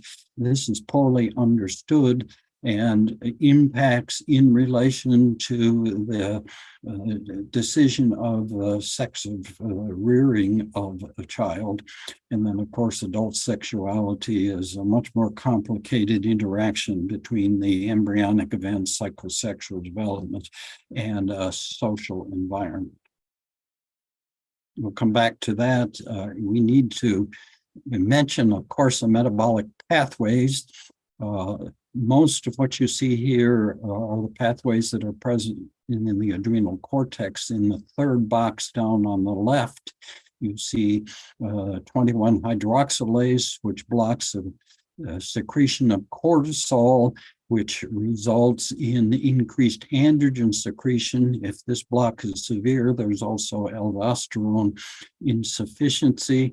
Notice that the gene 17-beta hydroxysteroid dehydrogenase is not present in the adrenal gland. It's present in the testis to convert androstenedione to testosterone, but this is a cause of 46XY DSD because of this enzyme, if this enzyme is deficient within the testis. That brings us then to the definition of DSD and intersex, and we know that some people are not happy with this terminology, but whether you say intersex or DSD, the definition is the same because of inconsistency with the chromosomal gonadal sex and the development of the external genitalia. And we're talking about those that present at birth, although some may not present until later. And it's good to note, it was also pointed out in the presentation that one begins with the karyotype, whether one's talking about the former approach to intersex or the current approach discussed when DSD terminology was first proposed. This being a primarily aid to getting to the diagnosis, and you can see on the subsequent side some of the issues in relation to that, because one of these major categories is sex chromosome DSD, and you see here a 46X, 46XY individual with mixed gonadal dysgenesis with a palpable testis, and with the other testis not developing. But also, as you heard, ovotesticular DSD does not fit into only one of these categories, but it fits into all of these categories because ovotesticular DSD very rarely may have this 45X karyotype, or it may have a 46XX, 46XY karyotype, as this patient with ovotesticular DSD shown on the bottom two photos shows. The genitalia on the left look fairly well virilized, but if you look ventrally, you can see that the labioscrotal folds are not fused. Going from sex chromosome DSD to 46XY DSD, then there are these multiple disorders beginning with androgen biosynthesis defects, including the lack of conversion of cholesterol into the basic steroid in the adrenal pathway. And in this situation, it is the STAR gene that is mutated, at least in most of the cases, and there is no virilization at all in this situation, and you see that in the upper figure. We talked about, and we'll talk more about, the androgen insensitivity. The other figure is an example of a LH receptor defect resulting in Leydig cell aplasia or hypoplasia. There's also the situation of disorders of AMH synthesis and the persistent Müllerian duct syndrome. And in fact, I would have included that in the differential of the child presenting with asymmetrical genitalia, if there even if there were palpable testes. Continuation with this category are the complete dysgenesis, another example of partial or mixed gonadal dysgenesis, where you can see or you imagine there was a testis on, as you see at the right-hand side, but you can see the lack of fusion of the labioscrotal folds as well as the urethral folds in this example. And the full inclusion of the current terminology includes patients with hypospadias and cloacal exstrophy. Going on to XY-DSD, it's worth pointing out on the disorders of the sex development that with a duplication of SOX and 9 in the presence of SYR, there is testicular development under androgen excess. We've already talked about 21 hydroxylase is shown here being the most common cause. We need to remember fetal placental issues and in the bottom cloacal exstrophy because of what they tell us about sex of rearing, vaginal atresia, and so forth. And so I think it's worth talking about androgen, which maybe is fair to call imprinting and gender, because there is evidence that the female fetus exposed to very high levels of androgen, or male individuals not exposed to androgen develop a gender in those directions, as the female developing a male gender and identity, and the male with androgen insensitivity almost always developing a female gender identity. I was pleased also that the presentation talked about the ways of judging the amount of fetal androgen exposure. And I would emphasize the fact that this is not particularly important or useful except for in research after the initial evaluation, and would suggest that it probably is a psychological problem to point out to a male that his anal genital distance is shorter than average, and therefore his penis is probably smaller than average. We've also talked about frequency. There are some that are emphasizing the frequency of the DSD that say it's as frequent as 1 in 300, but this is primarily because of the inclusion of the very mild hypospadias and those individuals whose testes don't descend until after birth.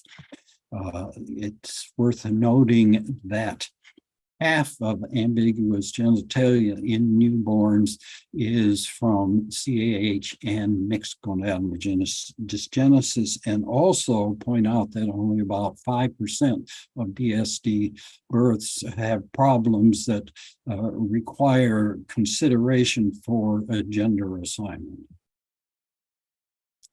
I tried to list here who needs evaluation. If you look down these physical findings, and from our discussion, you should see why each of these are here. It's worth pointing out under other information that individuals with a prenatal karyotype that doesn't fit with the karyotype after birth requires evaluation, and also one is interested in evaluating the family that has a family history of ambiguous genitalia.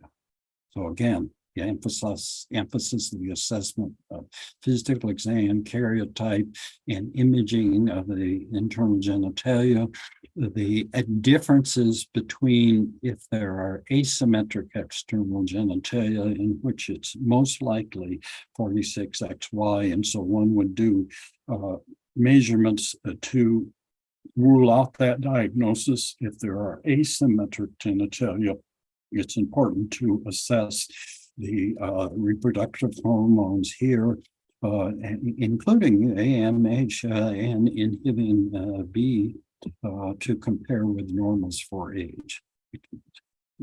Ultrasound was mentioned. Genitogram may be necessary before surgery, and very seldom is laparoscopy required. That brings us then to outcome data, which is very limited, but we need to pay attention to that in relation to those situations where we need to consider assignment of gender.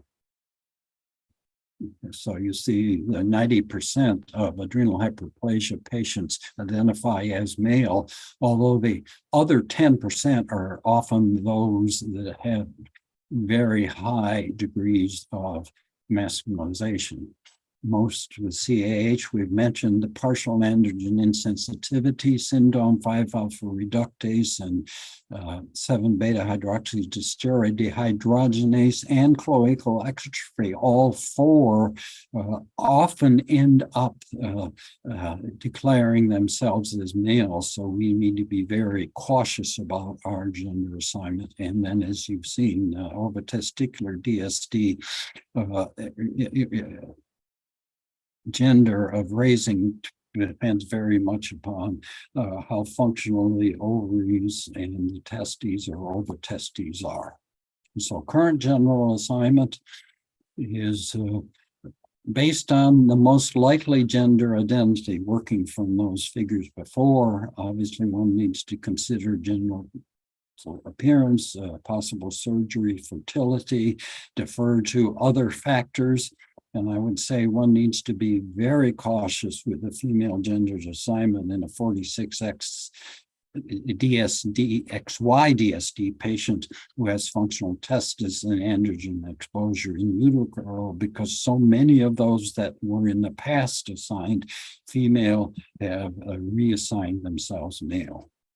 Quickly, we need to consider malignancy risk and the age that becomes a risk. And you can see the scheme here recommending gonadectomy, although the age of the onset of the tumor needs to be considered when considering a gonadectomy. And you can see the intermediate and low categories. If you have Y chromosome line as a Turner syndrome, one needs to consider gonadectomy and so forth.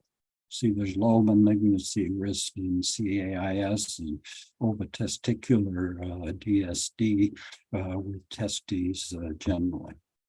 That then brings us in the last few seconds to the issue of surgery and the controversy regarding surgery among minors. And I would say we must respect the parent rights, emphasize functional outcome, realizing, in contrast to what is said previously, that genital surgery is not a social emergency, but that needs to be balanced against the fact that there is some evidence anyway that feminizing surgery, as in CAH, is much more successful if done during infancy.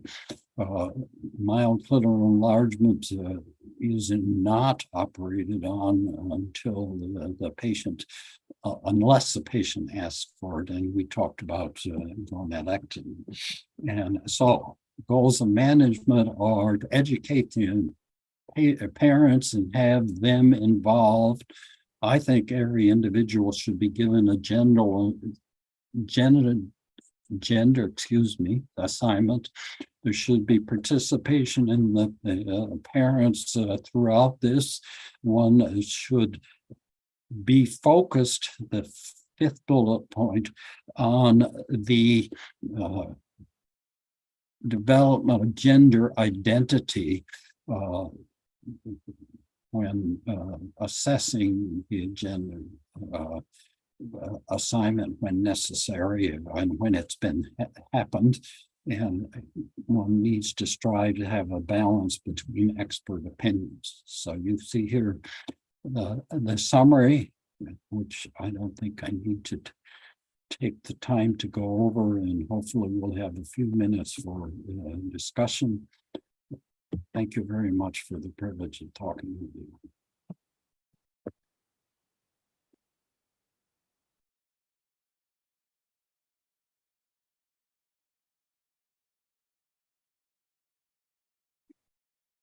I see the question of the age at which gonadectomy should be done in the androgen insensitivity patient, and that's a very difficult question.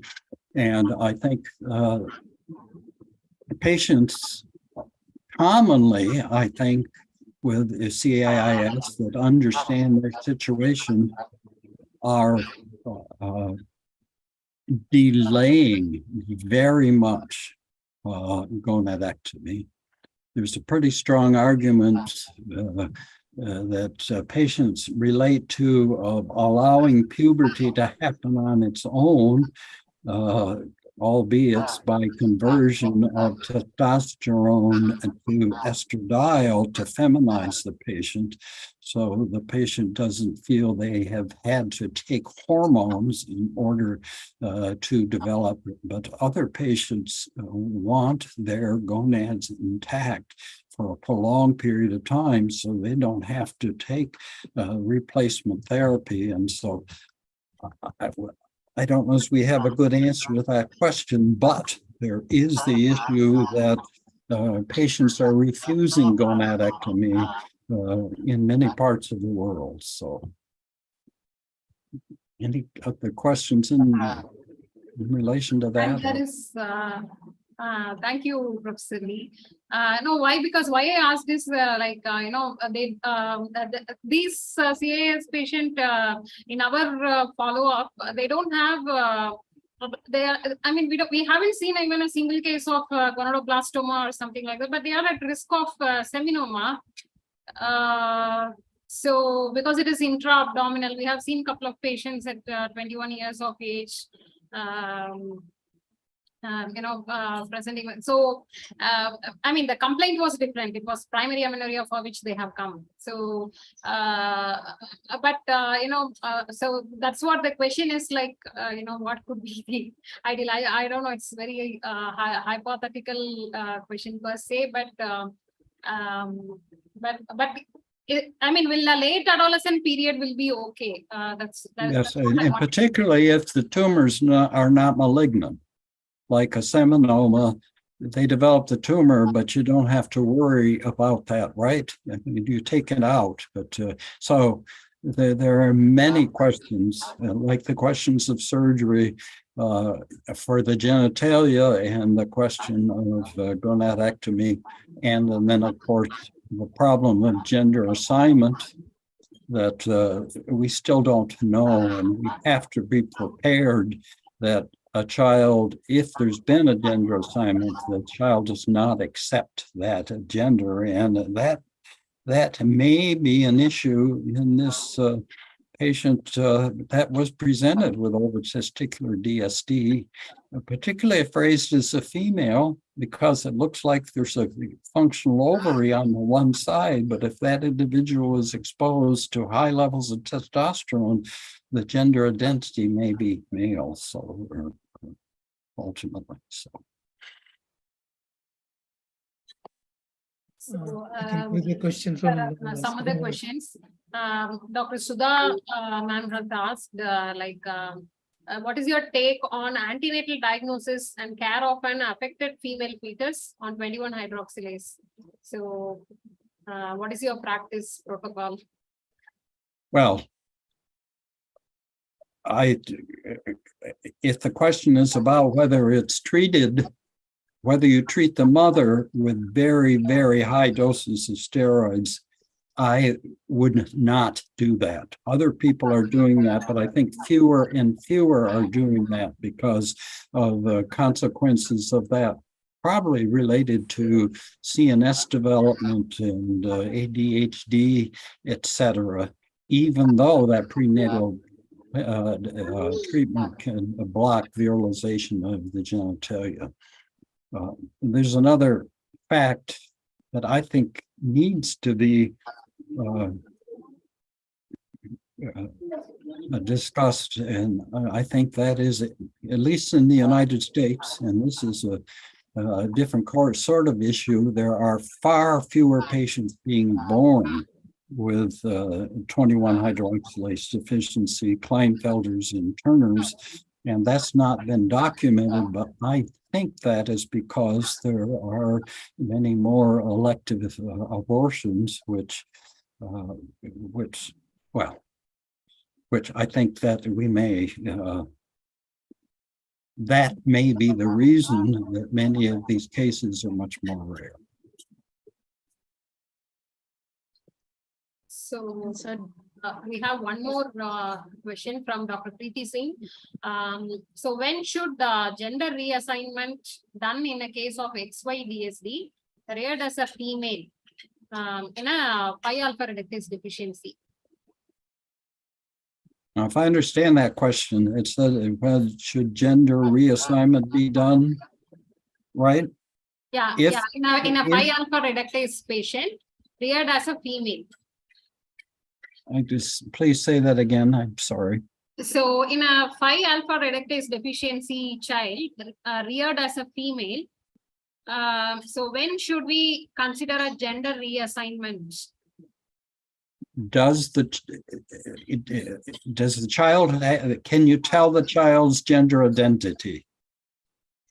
Okay. I think that's an important point, because if the child Identify. has a female gender identity, as far as can be told, I would not reassign. And if the child has gender dysphoria, the term that's used now, or proclaims that he is a male, I would consider reassignment, but not reassignment until the child himself or adult says that I really am a male. That's when it should be done. We shouldn't try to superimpose a gender on someone if they've already developed the other gender, even if it's the unlikely outcome. I think that's an important point. Excellent question. Preeti has replied that the child is currently at 1 year age of presentation. So I guess gender identity is going to be tough in this situation. The child is currently 1 year old. So, Right. Okay. So, Okay. and Dr. Meena Mohan has asked, like, do we have any data on the psychosocial outcome of children whose mothers were given a high dose of antenatal steroids? I think this is for the follow-up of CAH question, I guess. Well, I don't know of any substantial data on psychosocial outcome of those individuals. And that's a good point. And although there's a shift away from using high-dose antenatal steroids given to the mother, if these individuals are all the XCAH patients all grow up, it is important to know that outcome, and maybe there be other ways to suppress the steroids in the future in the fetus. So. I think the last question, I mean, I don't know, this was actually dismissed. I don't know why. So what is the level of LH beyond which additional, the HCG stimulation test is not required? Is there any LH level? I don't think we know the answer to that. I often do not do that if the level is within the 120 range. But again, it would be interesting to know if this patient, I think, went from 120 to 500 and something. Does that tell us something different if that level went to 300 or 700? So I think, as with HCG stimulation testing, it's awkward to know how to evaluate that, when to draw the sample, to measure the testosterone after the last dose, and so forth. So there are unknowns there. So I certainly would not criticize anyone for doing an HCG stimulation test. I think the questions are over. So thank you, Professor Lee. That was a spectacular lecture. Shaila ma'am, would you like to give some finishing comments? Only that it's a a privilege and an honor for me to be invited to do this after all these years. And I hope you realize that I don't know all the answers and we've got much more to learn. So it's good to see the younger generations being interested. Thank you very much. For your kind words. Thank you very much. It was an excellent, at least interactive session was very good. Lot of questions were answered. Excellent discussion. Thank you, Professor Lee, for taking time out and giving us the current whatever practical aspects. I think we need to know more practical. Theory we can read always, but your practical advices were excellent. Thank you very much. It's my privilege. Thank you. Thank Goodbye. you. Thank you, sir. Thanks. Okay, so I mean we have come to end of the today's session. So I start thanking from the delegates who took time to attend this program. We had closer to 100 delegates participating in the program today. Thanks to wonderful and spectacular and excellent talks by Dr. Sudha ma'am and Professor Peter Lee from USA on calcium disorders and DSD. So I thank Shaila ma'am, who is my mentor. We have been doing this since January 2021. So this is the 21st session we are doing. Thanks for giving us all the support. And I thank Dr. Mahesh, who has come in support for today's program. And all the other office bearers and executive council members, not to forget Dr. Ayush with his help, in order to live stream the program, and as well as to share our session details in our FB, ISPAE FB page, etc. And I thank both the presenters, Chirantap and Janvi, for excellent discussions, wonderful case presentation, keeping up the time. So these are some qualities that I appreciate. I want to improve myself. So, this program is going to come up next month as well. So keep a watch on, the call for abstracts from ISPAE ACES, and keep sending your abstract based on the theme of the program. Last but not least, I want to thank RX Events. Dr. Hemchand and Dr. Santosh too. Oh yeah, sorry. Dr. Hemchand and Santosh for pitching in and moderating the sessions thoroughly. And RX Events for supporting this program and for a very smooth conduct of this program. Hardik and Mayank. So the next program will fall on last Saturday of November. So we'll see you then. Have a great weekend, everyone. Thank you. Thank you. Bye, everybody.